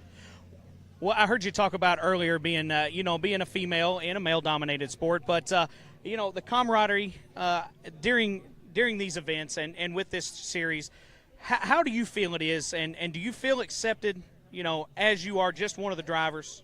Yeah, it's really getting to be really common. There's a lot of female drivers in this sport now, probably about 20 of us. So it's coming up a lot, but like we said, I'm the only girl here tonight. Right. I'm probably going to get a lot of crap for it. But also, what I struggle with the most is a lot of them don't care that I'm a girl anymore, but it's how much years of experience I have compared to them. Right. Or because I know my dad's been in it for 13 years. I know Scott's been in it for a long, long time. So that's where it also starts to factor. Everyone's like, oh, well, she's the rookie. Yeah. Well, she don't got nothing. Like, I could do this. Like, I know tricks she doesn't, but I know tonight I'm probably going to teach these boys a trick or two. Well, I think that you're going to have something for them. And sure. I full well believe that. And I think that's pretty cool. I think it's a fire that helps people when you know that you're like, you know what, I'm going to prove them. I'm going to prove it to them. I think it makes it a lot more fun that females are coming into this sport, because then it kind of throws the guys off a little bit. I feel they come in so confident thinking, oh, I got this, and then we just go out there and prove them wrong. I guarantee tonight my goal is to win at least one event. Well, maybe, at some point you're going to break them of that thinking, because you'll be like, you know what, golly, I got to beat that jailbird truck, and she's going to be tough, Think back on your, your short career so far, but it's been an eventful career. And you think about on your short career, and do you have any crazy or funny stories that you can share with the fans? I can tell you, me just trying to get here is quite the story. Blew a tire. I just had a whole spiel. I don't know. I have so many good stories. If anyone knows my dad, he's a real funny guy. He's a lot of fun to be around. We always have fun going up and down the roads. We travel thousands and thousands of miles year in and year out. Right. We travel about 48 weeks out of the year. Right. This is our only job. This is my full-time job. I'm also a full-time college student. Wow, so I balance the two. But this is all we do. This is all my family does and love. But I couldn't name one memory because I'd be here all day. That's right. We talked about your dad, and we're huge on sponsors here and family and promoters. But go ahead and tell the fans, who makes it happen for you and who keeps you going. Honestly, all of my sponsors and all my friends and family. I've got NGK Spark Plugs, Race Radios, Hooker Harness. They keep me safe in my seat. Race Radios lets me communicate with my dad on and off the track. He's the one who helps me with my surroundings and everything. We've got FK Rod-Ins, a lot of motor sponsors, all of them that I am probably forgetting. I know there's a long list. I email them every single month. Wow. But I wouldn't be able to do without any of them, especially my friends and family. Right. Well, the good thing about it is I know you're probably on social media, so tell everybody where they can find information about you, your father, and your race team. Well, you can look up, our race team's called TK Motorsports. You can look that up on Facebook, or you can look up Nitro Menace Monster Truck or Jailbird Monster Truck on Facebook. I do have a Facebook fan page, just Kaylin Miguez, and then my Instagram is just Kaylin_Miguez. Well, Kaylin, we appreciate you taking the time to come on to the show with us and talk with us. It's a pretty cool deal, and we're going to let you get back to the pit party, but good luck tonight, and we hope you put it on them. Thank you, I will. And we'll be right back. Let's face it, we love racing and we need to keep those race machines in tip-top shape to stay competitive. That's why we rely on Mach 5 Race Cars and Parts. Located at 2035 West 2nd Street in Owensboro, Kentucky. They specialize in stock cars, but you'll find all the parts you need for your racing go-karts as well. They are your go-to experts for parts, wheels, tires, fuel, and a wide array of other items to keep you on the track. They have hundreds of parts in stock and can special order thousands of others. Give John Hayden a call today at 270-240-5587. Coming back at you from the pit party at the Daviess County Fair, Full Throttle Monster Truck, standing here with Scott Bryant, driver of Quadzilla. Scott, we appreciate you taking the time to come on with us and give us a little quick interview here. Buddy, tell us a little bit about yourself.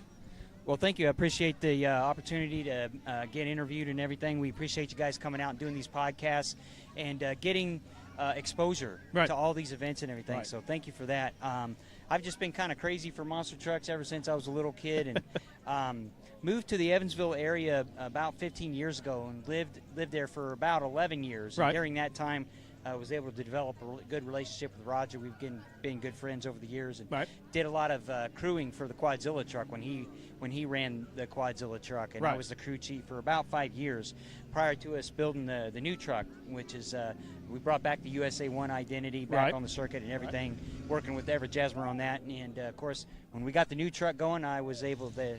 He blessed me with the opportunity to get in the seat of Quadzilla. Well, it's a beautiful truck, man, and have you, what kind of got you started in the sport? Did you get the call, or it's just because you were a crew chief, or how'd that even get started? 2 words: hard work. Hard work. That's a good way to do it. Chasing your dreams isn't easy.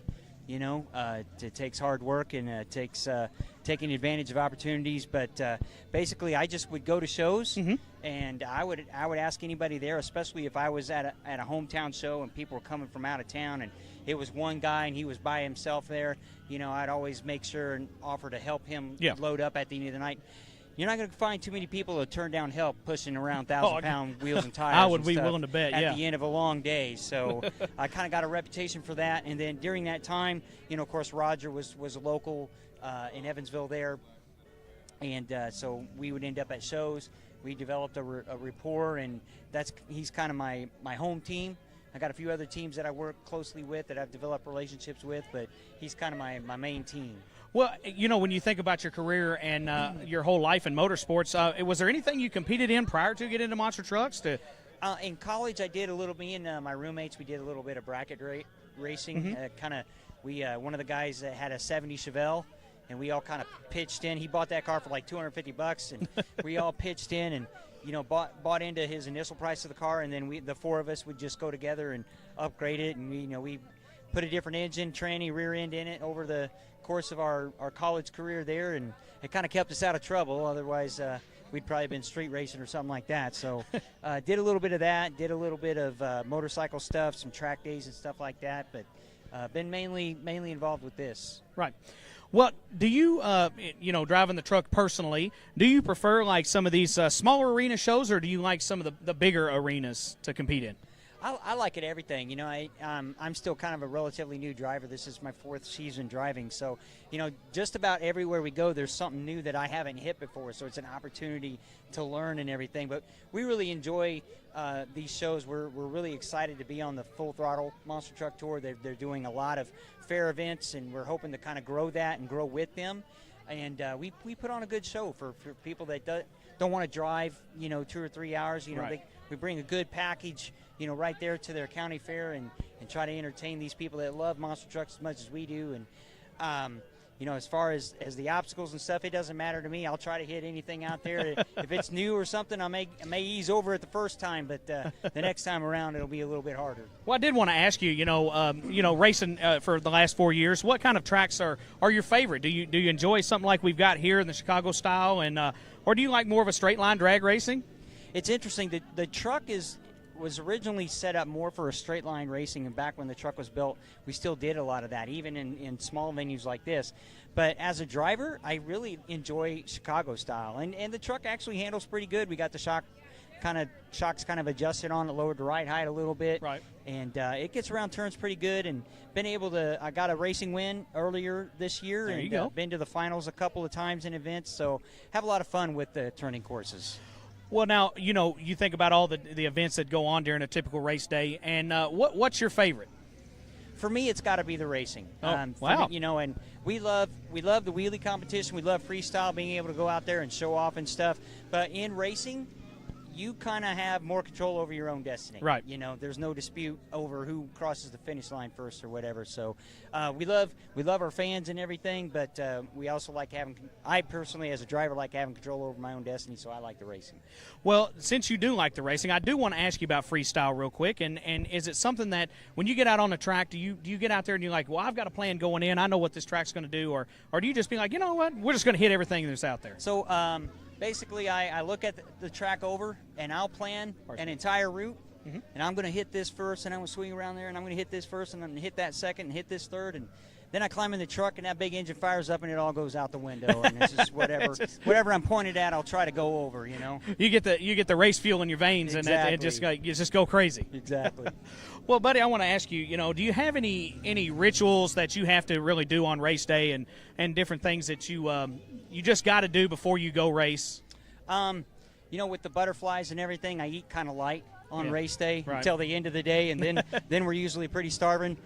So I eat kind of light, and when getting into the truck and everything, I try to do everything in the same order. Put my safety equipment on in the same order.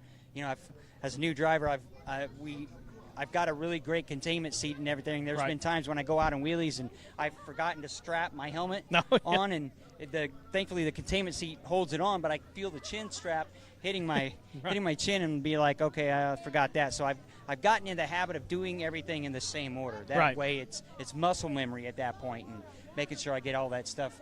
And that helps you relax when you're doing something that's familiar, even when you're in a venue that you've never been before. Right. You get in that truck and you start doing something that's familiar, and that kind of relaxes you and gets you prepared for the event.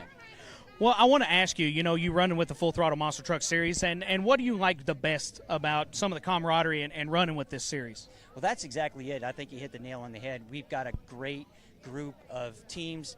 The core group on the event series has been really great to work with, and that's what just makes it so great. JR and his crew are excellent to work with, and these other teams, we go out here, we beat each other up on the track, but it stays on the track, and when we're back in the pits, we're sweating and bleeding together to just, make sure the trucks stay under each other and every one of us, so we can go out there and put on the great show for the fans. Well, I think that's important to any motorsports, is being, good sportsmanship is what we can boil it down to, and you guys are not afraid to help each other, and if this gentleman over here has a failure, you guys maybe can help, or he can help you, some way. So absolutely. That's a good way to be. Absolutely. We appreciate that. Well, buddy, I want you to talk about your 4 years, but you've been your 4 years of driving, but I guess, you've been a life in motorsports and life in monster trucks.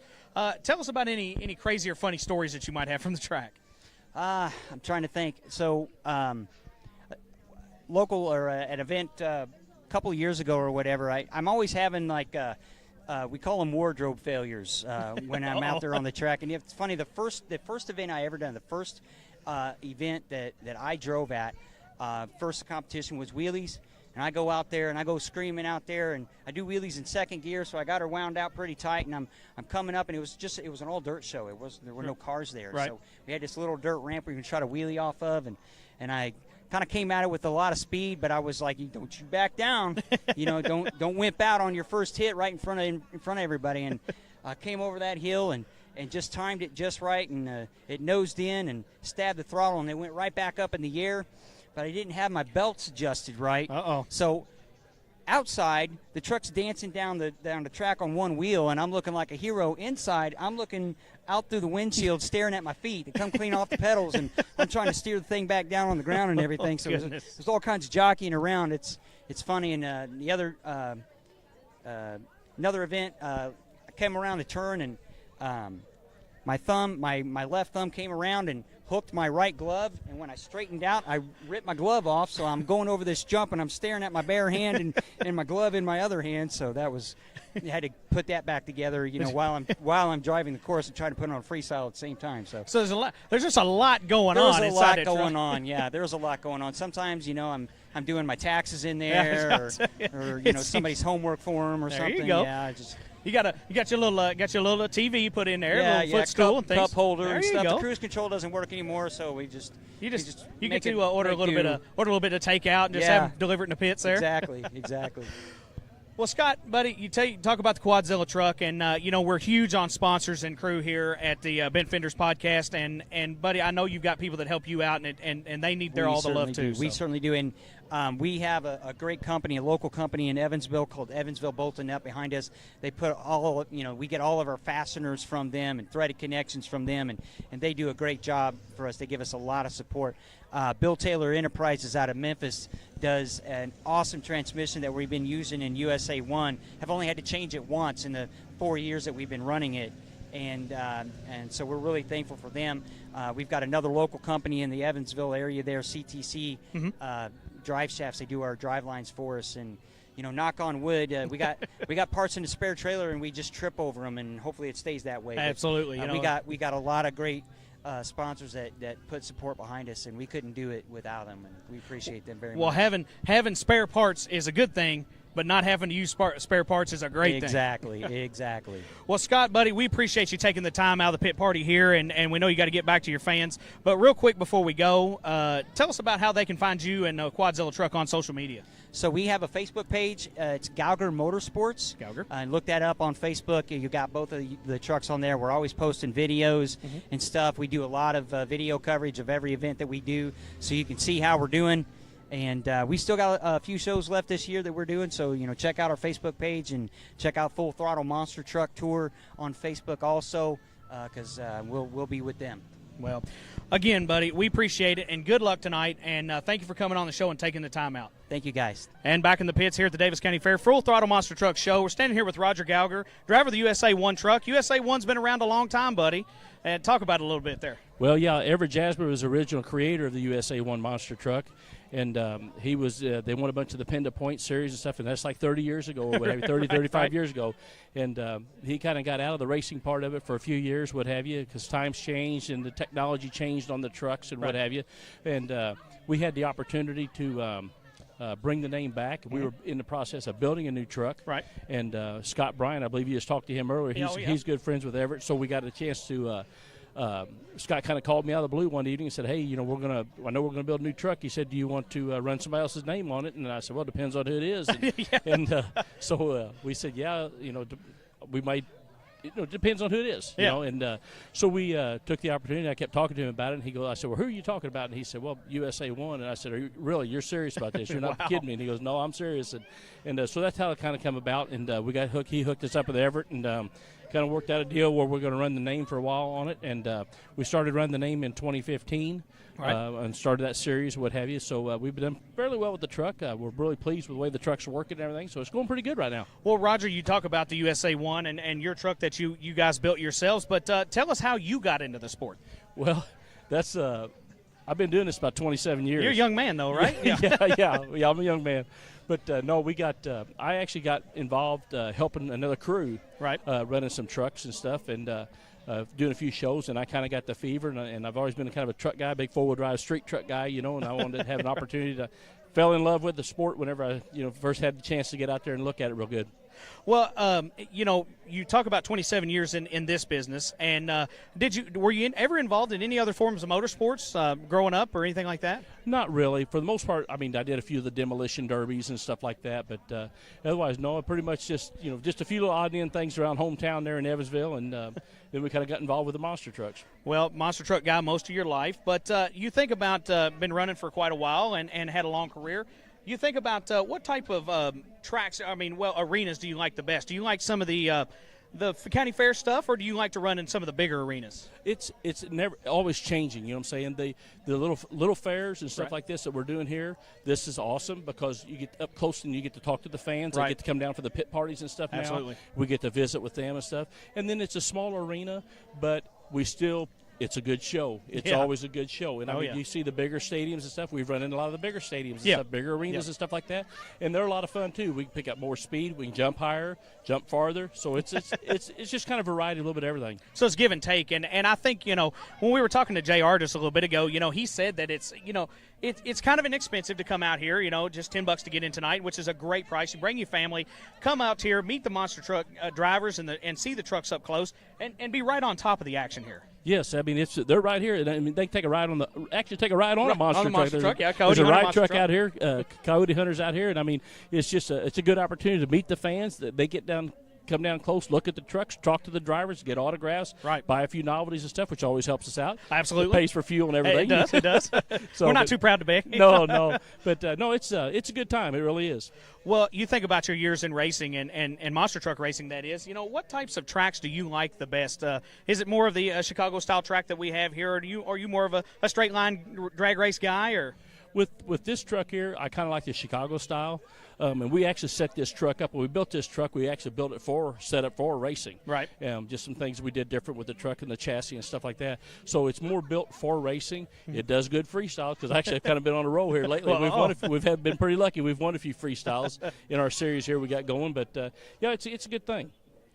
Well, I wanted to ask you about that. When you hear the events that you've got multiple events at this show here with freestyle racing and wheelie competition, but what's your personal favorite? Actually, my personal favorite, I've always told everybody, I love the racing part of it. And just because, I mean, it's straight up competition. A lot of the stuff is judged by the fans, the wheelie contests and stuff like that. So it's kind of the fans is who they like. You know what I'm saying? Right. But when you're out on the track and you're racing against somebody, you else won or you lost. It's cut and dry, And that is the thing, with fan votes and things like that, it is sometimes a prettiest princess contest on some of them. But, again, with racing, it's all in your hands. Right, that's correct. And like I said, with the racing, but like I said, I have been doing pretty good in freestyle. So I've been pretty lucky at that. So now it's kind of changed on me a little bit, but we're having a good time. And I mean, out here visiting with the people and everything, it's just it's an awesome event. Well, you did mention freestyle and how you've kind of been on a roll, but when you come out for your freestyle run, is there a plan that you have, or do you just go out there and be like, we're just going to hit something? Well, I start off with a plan every time I go out. And after the first hit, we throw the plan out the window because you never know exactly what's going to happen. Yeah, but we try to have a pretty good plan. I know some stuff that I want to do, and then I'll get in my freestyle for sure that I want to do. But it's just kind of give and take. I mean, if the truck comes off a set of cars or something like that, it takes kind of a different bounce or something, and we're lined up for another set, we're going to hit it. Right. So it's kind of, it's pretty good. So just kind of how you just feel it out as you go. That's exactly right. And I guess we haven't asked anyone yet, but when you go out for freestyle and you have to, do you use a lot of moves to set up for other moves, or do you just how does it kind of go there? Well, yeah, I mean, like, for instance, what we have set up here. I mean, we got a van stack and stuff set up here this evening. You just coming down here, you got to give yourself enough room. I mean, these trucks are big. Right. You know what I'm saying? And even though we got four-wheel steering, it takes a little bit to get it turned in there. That's absolutely right. With the big tires and stuff. So a lot of times we'll bring them in and try to slide them into position and then get ready to hit and then hammer it and hit set of van stack or car stack. So it takes a little bit of finesse. It's just not coming out here and just full throttle, just, blast through everything. You got to be finesse when you do it. Well, I did want to ask you about that. We do have the van stack sitting here, and most of the other stuff is just smaller sedans or coupes.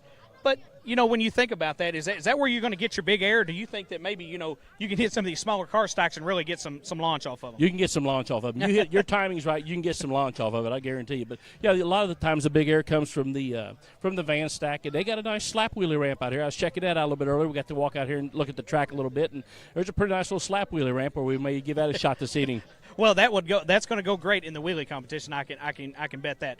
Well, I want to give you a chance to maybe suck up to the series here. And what do you like the best about running with the Full Throttle Monster Truck Series? They're great people. I mean, it's kind of a family thing.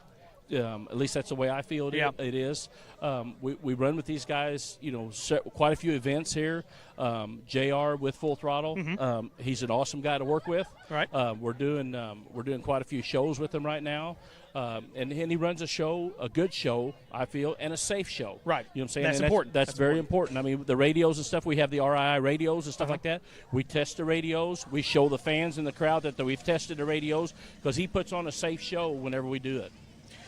Well, Roger, real quick, I want you to talk about your 27 years in monster truck racing, and do you have any funny or outrageous stories that you could share with the fans that come off your top of your head there? Well, yeah, I got one that's kind of a funny story. We 27 years ago, my wife and I got married, and while we were on, I asked her where she wanted to go on her honeymoon, and she said she wanted to go to Gatlinburg, Tennessee. Well, not a bad place. I said, well, that's fine.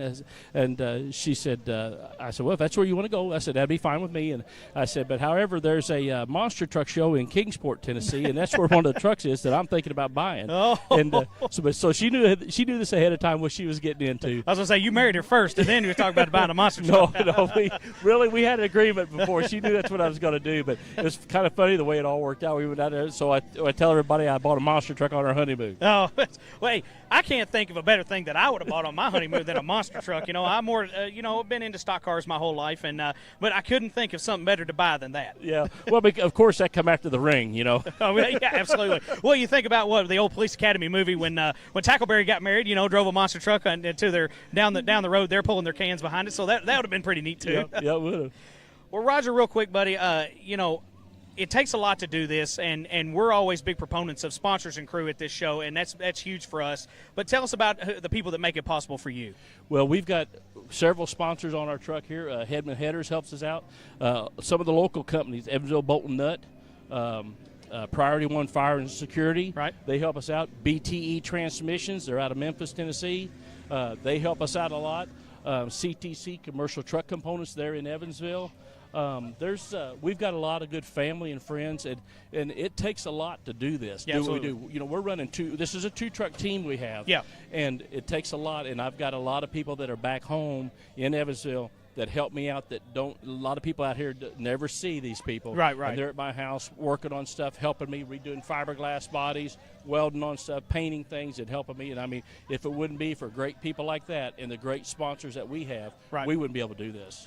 Well, and I know that they can connect with you guys and tell them where they can do that on social media, or do you have websites or things like that? Yeah, I have a website, but best place probably is to go to Gallagher Motorsports. Gallagher Motorsports, yes. Okay. And my wife, Kathy, she takes care of putting all the stuff, uploads everything on Facebook for us and everything like that. And so it's a good way to get in touch. We also have a website. It's Quadzilla 4x4. .com. You can get on there and check out the trucks and stuff. There's some pictures on there, but probably the most, nowadays most stuff is on Facebook and everything like that. Right. So absolutely, we understand that. So, well, Roger, good luck tonight, buddy, and we appreciate you taking the time out of the pit party here and away from the fans to come and talk with us, and it means a lot to us. No problem. Glad you guys are here and appreciate the opportunity to visit with you. All right, thank you, buddy. Here we are back at the Monster Truck event here at the Daviess County Fair, standing here with Macy Nichter, another young lady of a driver here of Monster Trucks, and not competing tonight. But, tell us about some of the stuff you've done. I am actually a Monster Jam driver. Right. I've been driving with Monster Jam for 2 years now. This year I actually got to drive Wonder Woman in Greensboro, North Carolina in January. And then 2 weeks later I got to drive El Toro Loco in Uniondale, New York. Well, those are, especially El Toro Loco has been around a long time and very, very well-known truck. So to be able to step into a seat like that, that's a pretty cool deal. It was awesome. And then having all of the fans come up to me with El Toro Loco trucks and signs that they made, it was very humbling, and it just made me see how much of an impact El Toro Loco really makes. Well, I want you to talk about real quick, how you got started in the sport. I know your dad's a driver of Stomper, but, what got you started in the sport yourself? He really did get me involved in the sport a lot. I mean, he's been doing it for 28 years, so it's always been something that I've always been around. I'm going to be 22 in August, so, I was in the womb at shows with my mom, so, I could hear the engines revving in there. So just probably about when I was 15 years old, when I could start moving trucks from the pits, is when it really hit me and was like, wow, this is what I want to do. Well, that is a pretty cool deal, and to grow up in a family that did it for so long and still does it to this day. But did you ever compete in any other forms of motorsports before you got into monster trucks? I actually did do mini monster trucks just like Colton and Cameron are doing. Right. And now I'm trying to teach them and give them the ropes.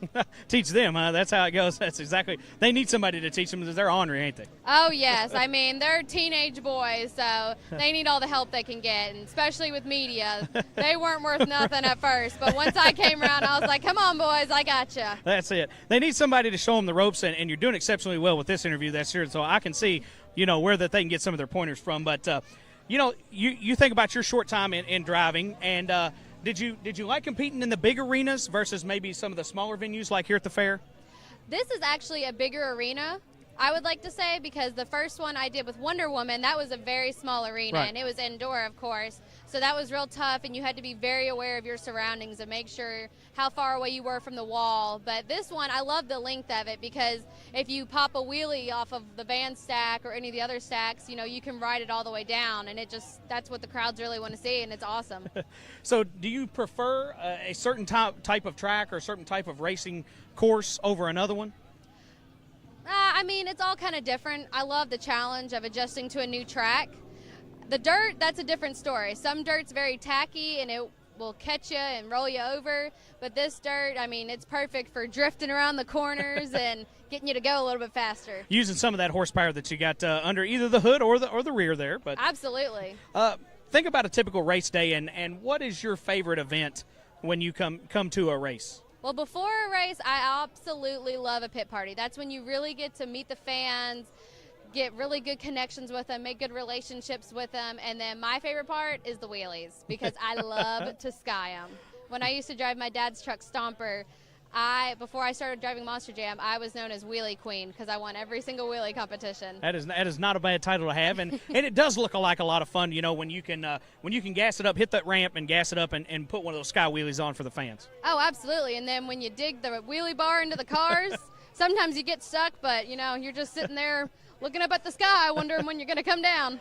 Well, talk about freestyle real quick, and I know that's a big event that a lot of fans love to see freestyle. But when you get out for your freestyle run, is it something that you kind of have a plan going in, or do you just like, I'm just going to go out there and see what happens? Initially, you have the first jump planned, and then everything after that is just, okay, where am I at? What am I close to? What can I get to quick enough so it's not draining a lot of time? Because fans want to see stuff going fast and freestyle. They want to see jump after jump after jump, and they want to hear that motor revving. If you're going around the track revving that motor, keeping everybody engaged, that's what they love to hear. Well, we have heard that a couple of times that people are like, well, you know, I'll plan out that first jump, and we're going to see how it goes. Well, then the plan goes out the window because we don't know what's going to happen after that. So, yeah, my very first show I ever did, it was for a truck called Chalkboard Chuck. I was parked straight to a van stack, and I hit the van stack first and then just kind of did whatever after. Well, I want you to talk real quick about the Full Throttle Monster Truck Series, because you have been able to compete in some of the more national series, and talk about this and what the camaraderie is like, especially for a young female driver. It was actually awesome. I was their first female driver in the sport in the Full Throttle Monster Trucks, and I mean, we're all just like a big family. I love running with different series and seeing everybody run, seeing all their different driving styles, because all independents have a different driving style. Everyone has a different driving style. Right. I love coming here and seeing how, you know, my dad runs and Roger, because Roger's known me ever since I was little. So it's just nice to see everybody and see how this Full Throttle Monster Trucks has really expanded in the past 2 years. Right, and we were talking to JR about that and how it's kind of crazy, you know, in the first 2 years, just how much they've grown and how much, you know, potential for growth that they have. Oh, they've got so much potential for growth, and it's amazing to see how many other drivers are starting to see how well the Full Throttle Monster Trucks are doing, and they're like, oh, hey, I would really love to run for them. Like Scott Hardsock in Gunslinger, I mean, he's a very well-known driver in truck, and now he's running for Full Throttle Monster Trucks, so it's definitely turning some heads. Well, it definitely is. It does help to maybe get a little bit of that star power, especially when you're starting out. You know, it does help, and it counts to turn some heads for people that be like, hey, these guys are serious. I've seen a few of like super fans on Instagram and Facebook, and they're like, oh, hey, we've heard of this show. Didn't you used to run for it? And I said, yes, absolutely. You're going to love the show. It's very action-packed. There's very little downtime, and they always make sure that the fans leave happy. Well, I do want to ask you real quick that in your shorter driving career that you've had so far, hopefully it's going to be a very, very long career, you know, do you have anything that sticks out, any funny or outrageous stuff that's happened on the road or just any time during your career? I mean, I've actually been driving for 6 years. There you go. So my favorite place that I've been so far is Montana, because just going out there and seeing the scenery was just, it was breathtaking. I love going there. And then right before I started driving full-size trucks, we went to Aruba, and I got to see my dad jump an airplane. I mean, wow. Who else can say that they saw their dad jump an airplane? I mean, that was awesome. Absolutely. Now I think the challenge has been laid that you're going to have to jump 2 airplanes. Hey, I'll jump an airplane, do a backflip, moonwalk. I'll do whatever you want me to do. Well, that's great that you don't shy away from it, and you're just so wrapped up in it, and the passion you have for the sport, that's just second to none. I wouldn't think of anything else. If my life didn't have monster trucks in it, I wouldn't know what to do. You don't have anything on the horizon that you're like, you know what? Well, when if I get out of monster trucks, I'm going to go do this. Well, I told my boyfriend, I said, you know what? Once we get married, I said, I'm still driving. I said, whenever we have kids, I'll take the 9 months off, but then I'm going straight back to driving. Straight back to I driving. was like, this is something I've done all my life, and I'm not going to give it up anytime soon. And he didn't say, well, while if you're going to have our child, maybe I can get in and drive a little bit. He's actually said something about it. I took him to a Monster Jam show back in April, and he was like, wow, this is actually really cool. I was like, yeah, I know. He was like, you think your dad would ever let me drive? I said, well, you're going to be a son-in-law, so I would think so. Oh, there you go. So what did he think, I guess, when you first told him that, hey, I drive monster trucks? It was actually funny because I was getting ready to leave for 3 shows. So he was just like, wait, you're going where? I'm like, yeah, I'm going to drive monster trucks. He was just very kind of shocked at that point. He's probably like, no, you're not.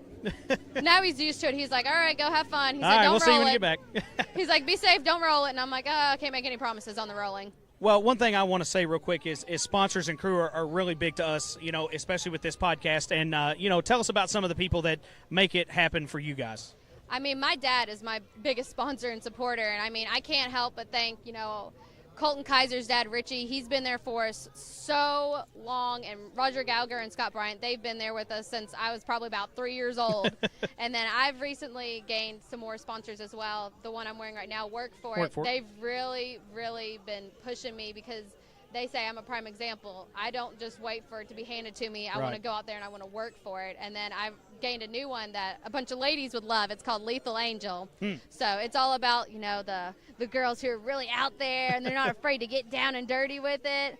So I thought the girls would really love that one. Well, that's pretty cool that, especially you can have tailor-made sponsors maybe to suit you better, and you're a great spokeswoman for them, excuse me. And, we appreciate you taking the time to come on our show, but tell everybody how they can connect with you on social media or anywhere else. They can connect with me on Instagram. It's Monster Truck and Mace, M-A-C-E.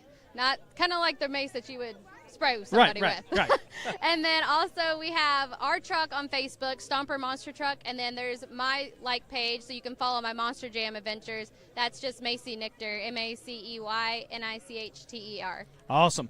Well, Macy, appreciate you coming on, and it was a surprise interview, and we're glad we did it, and we're glad you took time to come on the show. And we look forward to talking to you and seeing how your career progresses from here on out. I can't wait to tell y'all how it goes next year. That's right. Here we are back again here at the pit party at the Full Throttle Monster Truck Show, Daviess County Fair. Standing here with Joe Nichter, driver of the Stomper truck. Buddy, not been able to compete tonight due to a little bit of bad luck, but tell us a little bit about what's going on in your world. Well, my world's been really bad here lately, I know the feeling. Yeah. Well, we run hard. We always run hard like everybody else. And it just, things happen. Our motor laid down on us, and,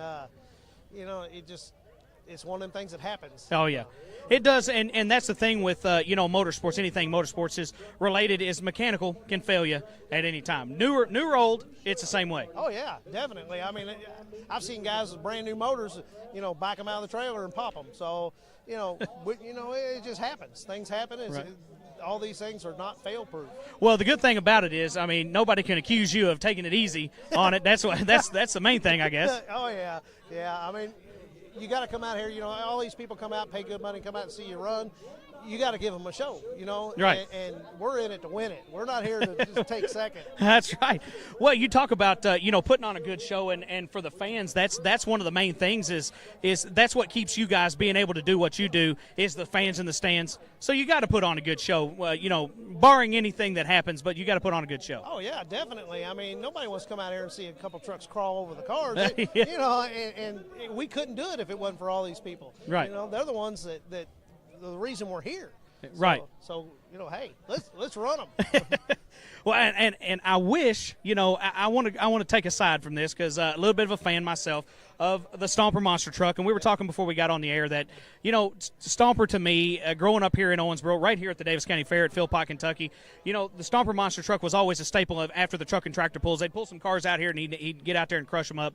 So it was one of those things for me that I had to talk to the driver of Stomper, and you told a little quick story of how you ended up with that old truck. Yeah, actually, I ended up with the original Stomper truck. A friend of mine called me one day. He said, "Hey," "you interested in this old truck?" He said, "It's sitting down here in this lot, this farm lot." I said, "Well, what is it?" And he told me. He said, "Oh yeah, it's an old Stomper truck." I was like, "Well, maybe." Maybe. Well, so you got me interested now. Yeah. So of course I ended up with it. I bought it from Billy Joe Miles down here. And wow. It's a super great guy, and he made me a deal on it. I brought it home, and we started working on it, and we were gonna make it into a ride truck. And an old boy out of Chicago called me and said, "Hey, you got that truck?" I said, "Oh, yes, I do." Yes, matter of fact. He said, "I need it." I said, "Come get it." I got it sitting in my living room back out. It's right here. I'm sitting in it talking to you. Yeah. Hey, the bad part about it is I know where it's sitting right now, and if I had the money, I'd go back and get it again. Now, you got to be careful. Now, you got something, a good piece that you're running right now. Not that that's not a great piece, but right. but new modern stuff that you're running now, and it's a little bit different than those old style monster trucks. Oh yeah, definitely. I remember times, we'd run in them old East Spring trucks. You do a show on Friday night, go to the hotel, you get up on Saturday morning, you couldn't stand up. That's no lie. Hey, pick me up out of this bed here. I got stand me up in the corner here. Exactly. Well, Joe, I want you to tell us, man. Way back when, how many years you been in the sport now? Oh God, you're gonna make me show my age. What is it? You're only like 25, right? Yeah. I'm thinking right at about 28 years. 28 years. Well, so we're seeing a lot. It's kind of a split between some young guns that's got a 2 or 3 years, maybe 6, like your daughter. Right, we just talked to her a few minutes ago, but to up in the 20s and the 30 years, and it's really kind of a big gap there. Oh yeah, and I think what's happened with that is that nowadays you've got a lot of young people that are wanting to come in, and the older guys, they're trying to give the younger ones an opportunity. Right. And that never happened before. The only way you could get into the sport before is if you built or bought a truck and got in there and run it. Right. So now these younger people are starting to get an opportunity, like my daughter. Yep. And I gave her every opportunity. She told me, she said, "Dad, I want to drive that truck." There it is. Jump in and go. Well, before I ask you one other question, but I want to ask you, what did that feel like that day when she's like, "Dad, I want to drive that monster truck"? Did it a feeling of dread, or is it like the wallet? Did you just hide the wallet, or what happened? Both, actually. I was scared to death. I'm like, right. Oh my God. I'm like, here, I thought I was going to tear up stuff. Now I know she's going to tear stuff up. Well, I think you made a good decision in being like, "Yes, honey, I think we're going to do that," because she's a beautiful young lady, and she's really turning heads in the monster truck world. Well, thank you. That's all I can hope for is to, her to be able to get out there and prove herself and make people happy.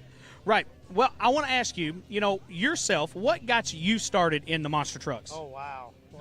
Actually, years ago when the little battery-powered stompers come out, yeah. Me and my cousins, we all got them, and we'd all pull them, and we'd all think, "Oh my God, they're so great," and then Bigfoot, first time I ever seen Bigfoot, right? And then, it just went from there, and then I actually got to see the monster trucks live, and my wife, she's had to deal with this stuff for 28 years, so she's like, "Well, we've done this for a while. Maybe it's time to step aside." I say, "But truth be known, she is the one who took me to my very first monster truck show." Oh man, so it's all her fault. And at the end of the day, you can be like, "Honey, I got to blame you for this." Oh, yeah, yeah, because she's the one that took me there, and then it just went from there. We started following them, and of course, everybody loved Bigfoot. Right. Who doesn't? Right, I agree. So. Well, and oddly enough, we're a little town just east of here. It's called Fordsville, Kentucky. The original Bigfoot 1, is coming up there this fall for Fordsville Day, so it's going to be pretty cool to have Bigfoot back in the area at some point. So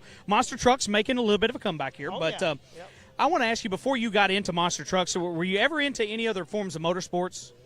A little bit of motocross. We never really did like full out racing, But I always rode motorcycles. Of course, that was way back when. Right.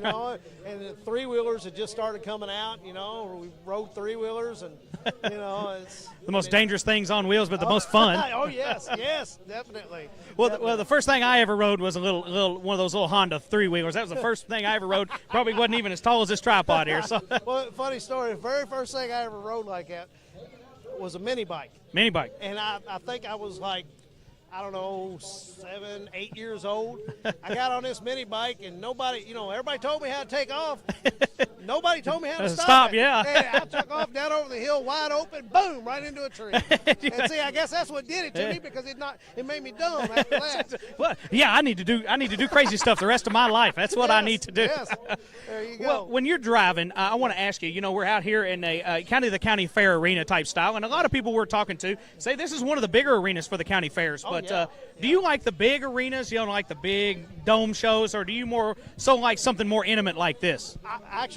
This is what I love. I love the smaller stuff, and the reason being is that you can get closer with the fans. You're right here. Right. You're out here running hard, doing a good job, and people are loving it. And you can see the people, you can hear the people. And that's what like I said before. That's what it's all about. Making these people happy. Well, over that blown engine, you can hear those screams out there. Oh yeah. Let me tell you something. I can hear them when I got my helmet on and the motor running, and when I do something spectacular, I can hear it. Was it something spectacular or something stupid gets them going the best? Usually it's something stupid that does it. And I'm good at that. Well, there you go. Well, I want you to talk about, again, we're still kind of on the vein here, but what types of tracks do you enjoy running the most? I do like the what they call Chicago style round racing. Right. I do like that. It's challenging, and it's funny because like I tell some of these people, I'm getting older now, so sometimes I get lost out there.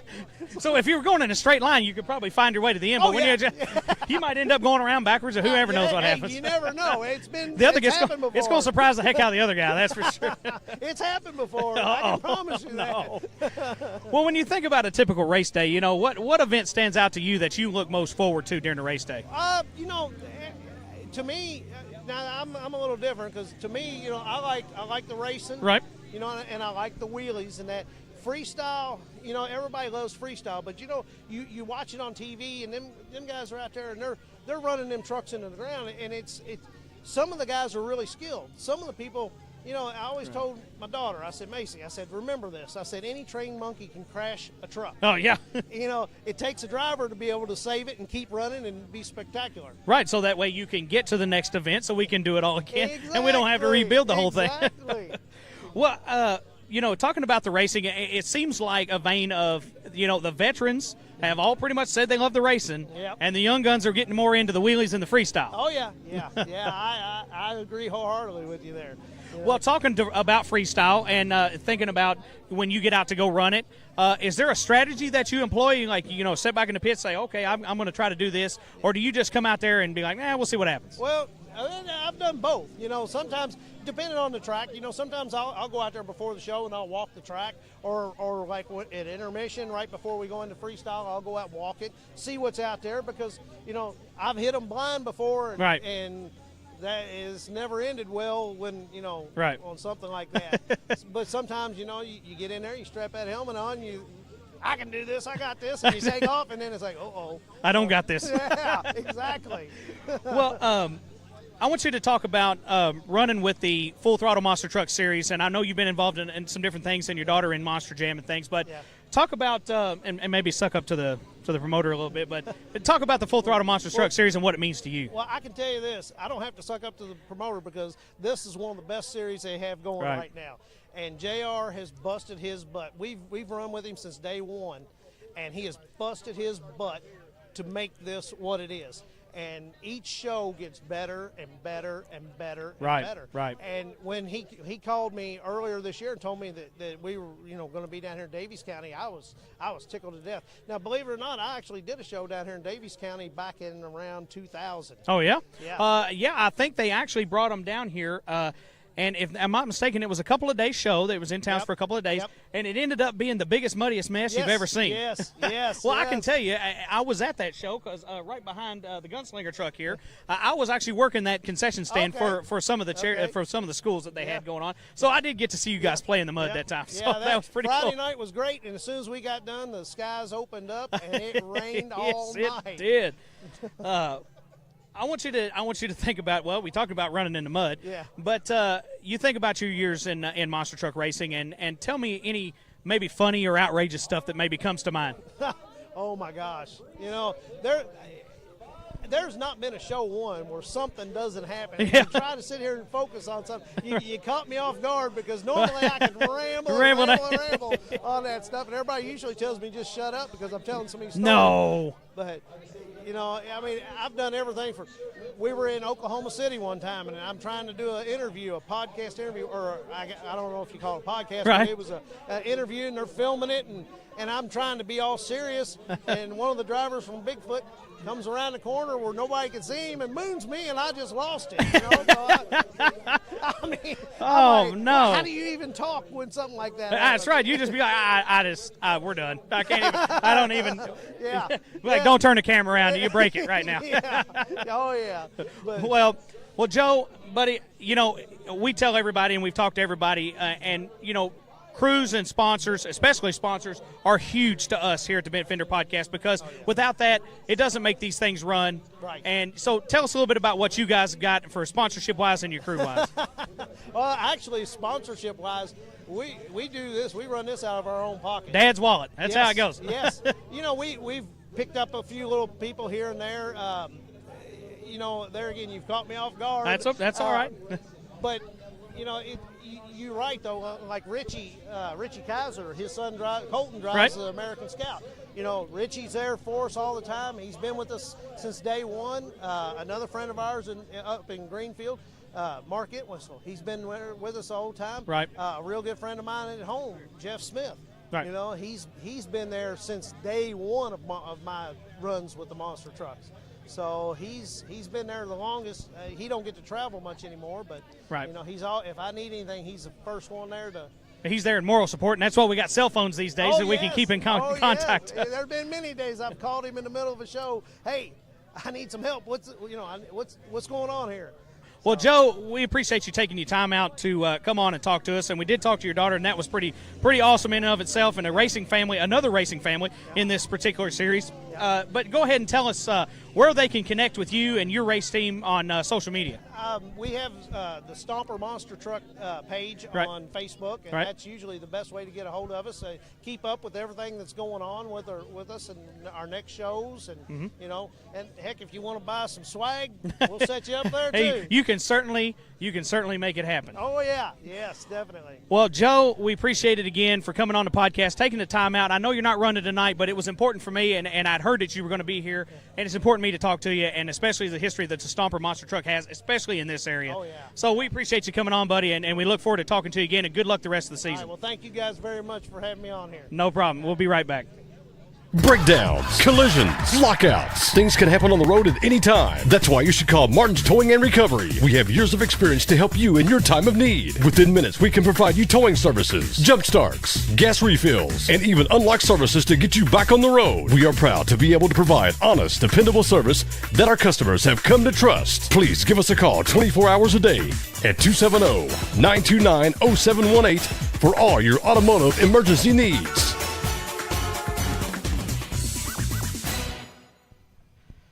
All right, we're back for the end of the episode here, and goodness, the Monster Truck Show just ended. They've drug them all back to the pits, and there's a teardown going on currently. Holy goodness. If you were not here for this, I mean, I know it's my first one, and I'm super excited, but if you weren't here for this, you missed a show. You did, and and we wish we could talk to some of the winners tonight. They had three events. They had the wheelie competition first, which Kaylin Megas in the Jailbird truck took that.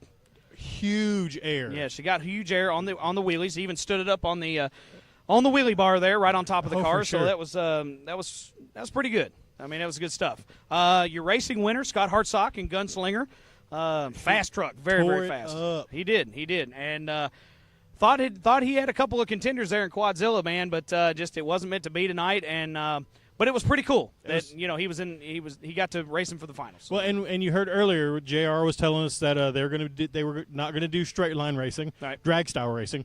They were going to do Chicago style. Which was pretty cool to watch. So it warmed my heart to see some circle track action happening with monster trucks. Yeah, it was pretty cool, man. And and they were able to do the Chicago style course, like you said, and they start on opposite ends of each other, right at the car stack, and take off, run across the cars, make a good hard turn, across the cars again, make the last turn, and then come over the last stack of cars, and the first one over the cars wins. I mean, it's just it's fairly simple. It's easy to understand, and it's pretty cool. So that is not a monster truck. That's a 4-wheeler, and so we're sorry to not have that action for you there, but but at least y'all got to hear a little bit of the monster trucks starting up when. Kaylin was starting her truck up on kind of testing and tuning things while we were talking to JR, and it's pretty cool stuff. So yeah, we had Kaylin winning the wheelie competition. Right. We had Scott winning the racing. Right. And then we had freestyle. Oh, freestyle was cool, man. It looks cool on TV, but damn it, it's way cooler in person. Just like anyone could tell you. And you're right on top of the action here. I mean, we're right here at the Miles Arena. And, it's pretty neat, man. They're crushing cars 30 feet away. Yeah, it's great. And I can't say enough. And Kaylin, again. Yes. Yep. Kaylin tore up that freestyle and her truck. Her truck a little bit. And her truck. I think may have a shock down on that truck. We're actually in view of the Jailbird truck right now, and she's over there. You might be able to hear not the 4-wheeler again, but you can probably hear the speed gun going, and she's taking the big tars off, as we like to say here in the country. Well, one of them was kind of easy to take off. It was, because it was already flat. Because she exploded it. Yeah, it did. It did bust that left rear there. But she just, when you heard in the interview earlier, she said that she was going to come out here and she was going to do it hard, and she did. Yep, and she knew that the tire had popped, but she still gave the audience a show. Yeah, she still gave it hell. She did, as like we like to say. So pretty cool. Congratulations to her winning two out of the 3 events, and congratulations to Scott Hartsock. We weren't able to get an interview with Scott. Time got away from us, and those guys are busy, and we're asking for their time.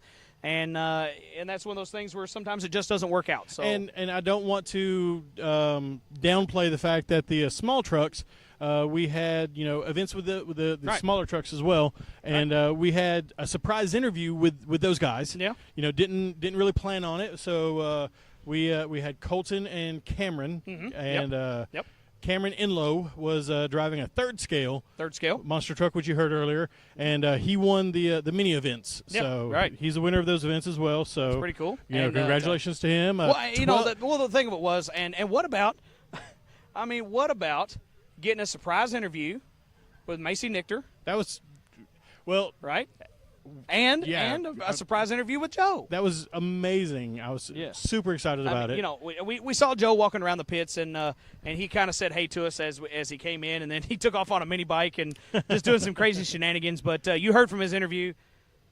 That guy's nuts, and he absolutely loves monster truck racing. He's a fantastic guy. I mean, and it's great to see that the camaraderie and the family bonds that I've come to love in stock car racing, translate over to this as well. Well, I got to ask him. It's a noticeable gap. You know what I mean? Because you've got the young guns, and you think about Kaylin, and then Macy, and then some of the others, and especially the young guys in the smaller trucks. You've got kind of an age gap there that they haven't quite been in it a whole lot, maybe 6 years or less. I think the most was Macy had 6 years, and so 6 years or less. And then you've got the veterans. And Roger and Scott Bryant and Scott Hartsock and Darren, and you look at Joe, those guys have had, Don, yes. Don, excuse me. Sorry. Don. Yeah, can't forget him. And, these guys have got between, 25 and 30 years in the business. Right. So it's a huge gap. And speaking of, it works. Speaking of Don, he had some difficulty with his truck while he was completing his freestyle run. Did. And we stopped and talked to them on our way back to the pits. Him and his son Thomas, And luckily, all they did was a minor battery post issue. And they got it running. And they were able to get it driven back up on the trailer. So good luck to them in the future. Cameron, I'm sorry. Yeah, it was Cameron. Yes. He drove that third scale hard, too. He'd been a shock. He did. You know, this isn't just for show. I mean, they're actually putting it to these machines. They are. They absolutely are, and they did not take it easy just because it's the Daviess County Fair. No, this is their bread and butter. This was a hell of a show, and I am just amazed that this was my first one. So well, we got to talk to everybody again. You know, missed out on an interview with Scott Hartsock, but we got to talk to everybody, and I think we ended up with 10 interviews? I think so. 10 interviews, so average 10 minutes apiece.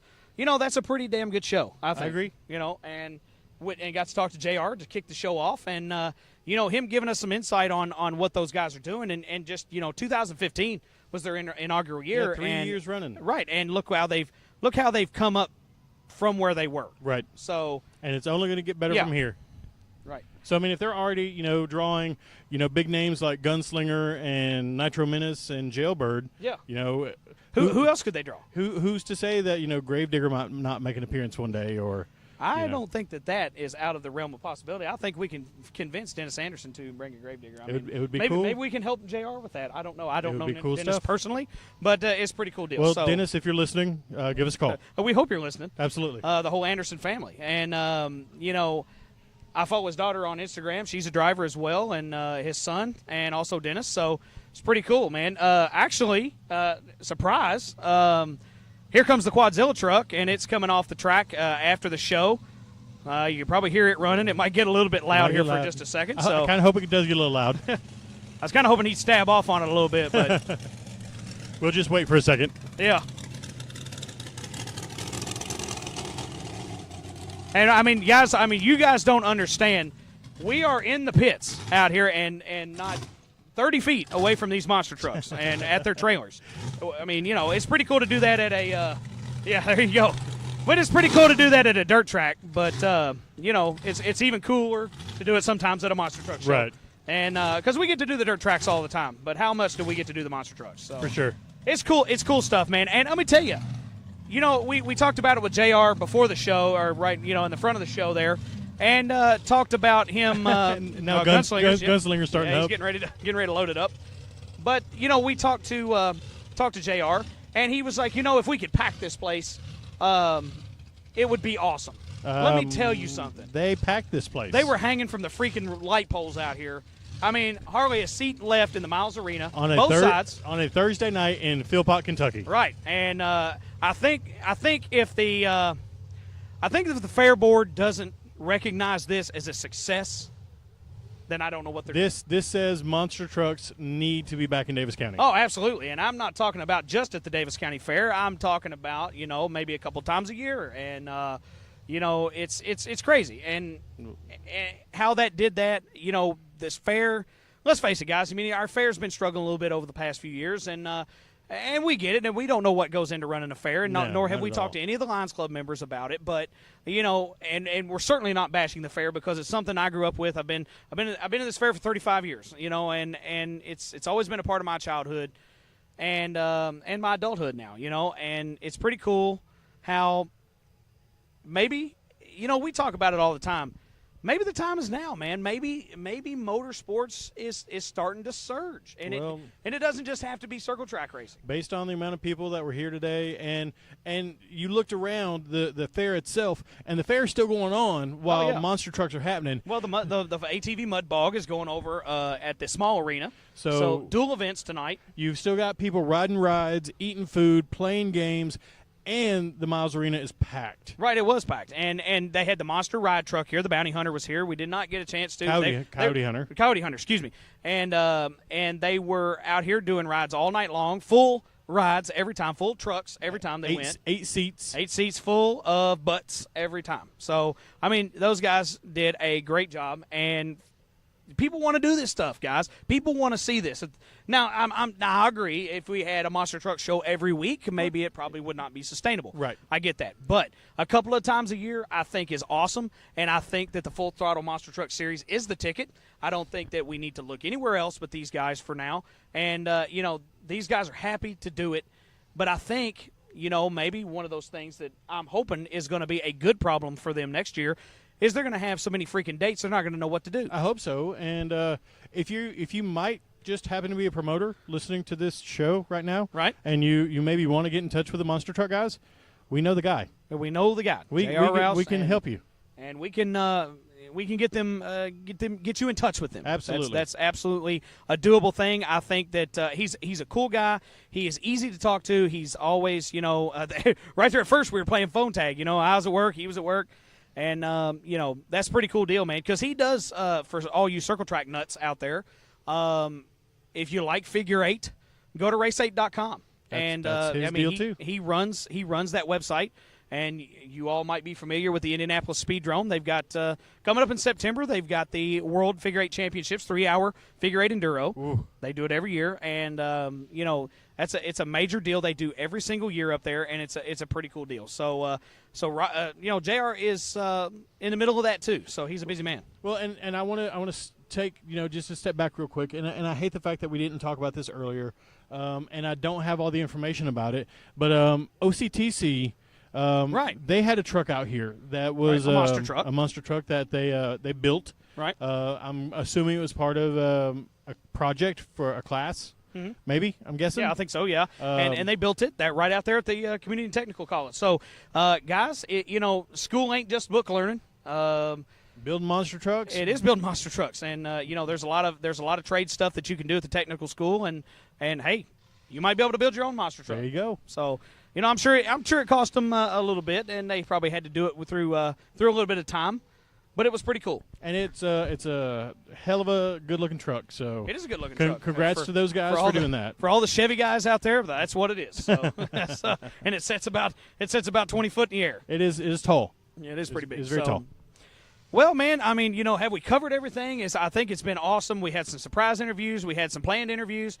And, I think it's just been phenomenal. I think this is one of those things where we're hitting our stride a little bit now with our episodes, and Tascam is coming in strong for us. And not that we're going to record every episode on that, but I think we'll probably start. We're obviously going to use that out in the field because how hard is it to drag a laptop, a table, chairs, and everything like that? This just opens up so many more doors, yeah. And we're excited about it. And it's something that's sustainable. It's easy. It's portable. We got to get some damn shorter cords. I don't know. We're going to do that. We're going to do that. We're going to do that. Yeah, We're going to get some color coded and that's next. Like something. But anyway, anyway, we digress. Before we get color coded cords, what does that mean? We're going to go get a funnel cake. You can get a damn funnel I'm cake. getting a funnel cake. I might go eat something. It's late. I think be up in the morning. I think we. No, I don't. I really don't. I think we've knocked it all out, man. We have, and hey, Monkey Business is already loaded up. And I got to tell you guys, and you guys might think that this is some high budget, and high dollar operations and things like that, and it is. These monster trucks do cost a lot of money. They cost a whole lot of money. But what would you do with it otherwise? And why not have a monster truck? But what I was getting at was, a lot of these trucks come in here. On semi-haulers, semi-truck haulers, and enclosed trailers and things like that. But Monkey Business is still one of those trucks that it's not a fiberglass body; it's an all steel body, all steel. Just like Don told us. And it's they're hauling an unopened trailer, so still some old school left.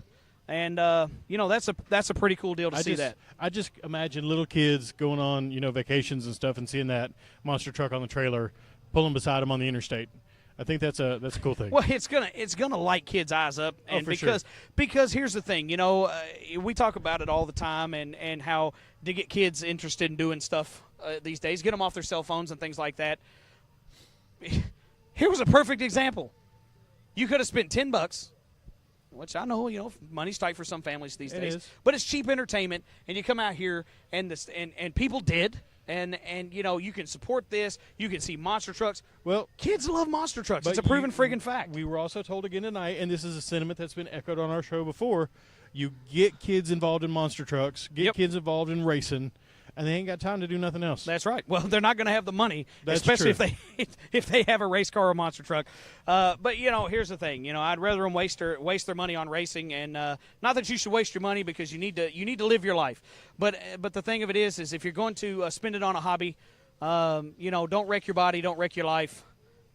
Spend it on something you can have some fun with. You know Absolutely. what I mean? And maybe somebody else can watch you have fun with. Right, and watch those kids' eyes light up. So yeah, it's true. And it's awesome. And there was kids out here tonight. This place was packed with kids, and it was just cool. It was a fantastic time, and I think we should throw it to our sponsors and get on out of here. Right, we probably should. Fairview IT Management, Martin's Towing Recovery, Glenstone Construction, Slingshot Media, Chad's Barbershop.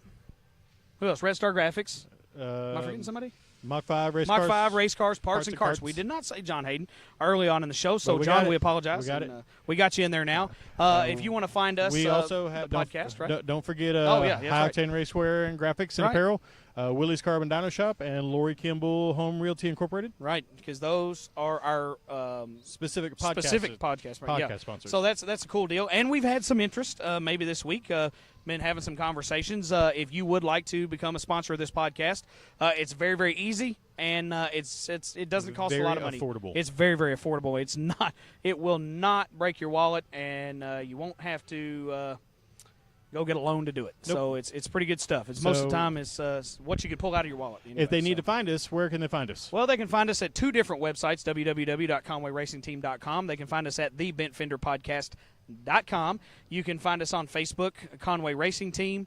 Also, the Bent Fender Podcast. You can find us on Instagram at Conway Racing, at Conway Race Team on Twitter. If you want to get the podcast and get hooked up on it, you can find us on iTunes, Google Play, Stitcher, Spotify, TuneIn, Podbean, Podcast Addict, iHeartRadio, YouTube, the website. Everywhere you can find it. Everywhere you want to be. Yep. So just like Johnny Cash, he's been everywhere. He has been everywhere, and the podcast is everywhere. It's true. So, guys, we blanketed it out there. One thing we did not give a shout-out is Regional Motorsports Power Hour. Every Monday night, live from Maloney's in Owensboro, 7 to 8:30. Join our buddy, Blake Smith, on his racing radio show. We forgot to do that right at the start of the show, so, Blake, we apologize about that.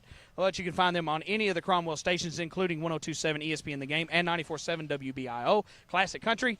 Again, 25% off specialty pizza, when you go to Maloney's during the show, so it's a good thing. And we also need to start letting people know. We had the opportunity to go to the Speedseum and participate in the announcement for the 2018 Hall of Fame class inductees. Right, of the Kentucky Motorsports Hall of Fame. So we got to walk around the Speedseum and see all of the exhibits. And I encourage you guys, get down there, check it out. Take a part in racing history. Right. See where we've come from. It's down at the Owensboro Museum of Science and History. It's right downtown, right on 2nd Street, and parking. Well, where you can find a spot downtown Owensboro, but just get you a spot and get in there and see the Speedseum. And go in there. The air was not working the other day. It was. I don't care if a crap. It's hot. It was hot. But I love racing. You'd go sit in the heat of the racetrack. You'd go sit in the heat at a monster truck event. Absolutely. You will go down there and sit in the heat in the Speedseum. You're going to live. Plenty of stuff for the kids to play with in the museum. So get out there and check that out too. Right. So, guys, we're going to cut it on out of here. We wasted your time long enough, and we appreciate you listening, and we appreciate you coming out to the fair. And goodbye, Monkey Business. Making sure that you support these things because, again, these guys drive a long way, and the fair is something that we do every year. Not we do, but the Fair Board does, the Daviess County Lions Club Fair, so do not forget that. It's still going on for a couple more days, and going to be some truck and tractor pulling action out here in a couple of nights. That's true. Again, we're going to miss that one. I think that would be – there's probably going to be a ton of interviews that could come out of that, but we're going to miss that one due to work, and I'm getting ready to maybe head out of town. So go on vacation. That's right. So – again, man, great show. Great show for the monster trucks. Great time. Huge success out here. Hopefully they're going to be back soon, and hopefully we'll be talking to them in the future. I hope you had a good time, Wes. I had a fantastic time. I am gonna ride this high for a couple days because it's fantastic. And we've got a ton of pictures to show you guys, and we're going to have that album out as well, and some pictures from the event. So we're going to share that with the Monster Truck Series. I think I took about 350 pictures. Right, so find them, Full Throttle Monster Trucks on Facebook, Full Throttle Monster Truck Series, I think is what it is, and fullthrottlemt.com. Correct. So that's their website. And, go support the truck pages, whether it be Jailbird, Quadzilla, USA 1, 100% Monkey Business, or Gunslinger, American Scout, and Confusion, the third scale monster truck. So it's going to be a good deal, man. So make sure you support them on social media and give them all your love. And if you took pictures tonight, share it with them. Absolutely. They want to see them. So until next time, he's Nathan Porkchop Conway. You're Wes, the Nitro Shock Lou Allen. And from the Daviess County Fair, we bid you all a good night. Have a good night, guys. You've been listening to the best up-and-coming motorsports podcast on the internet. Tune in next week to see who we're trading paint with on the Bent Fender Podcast.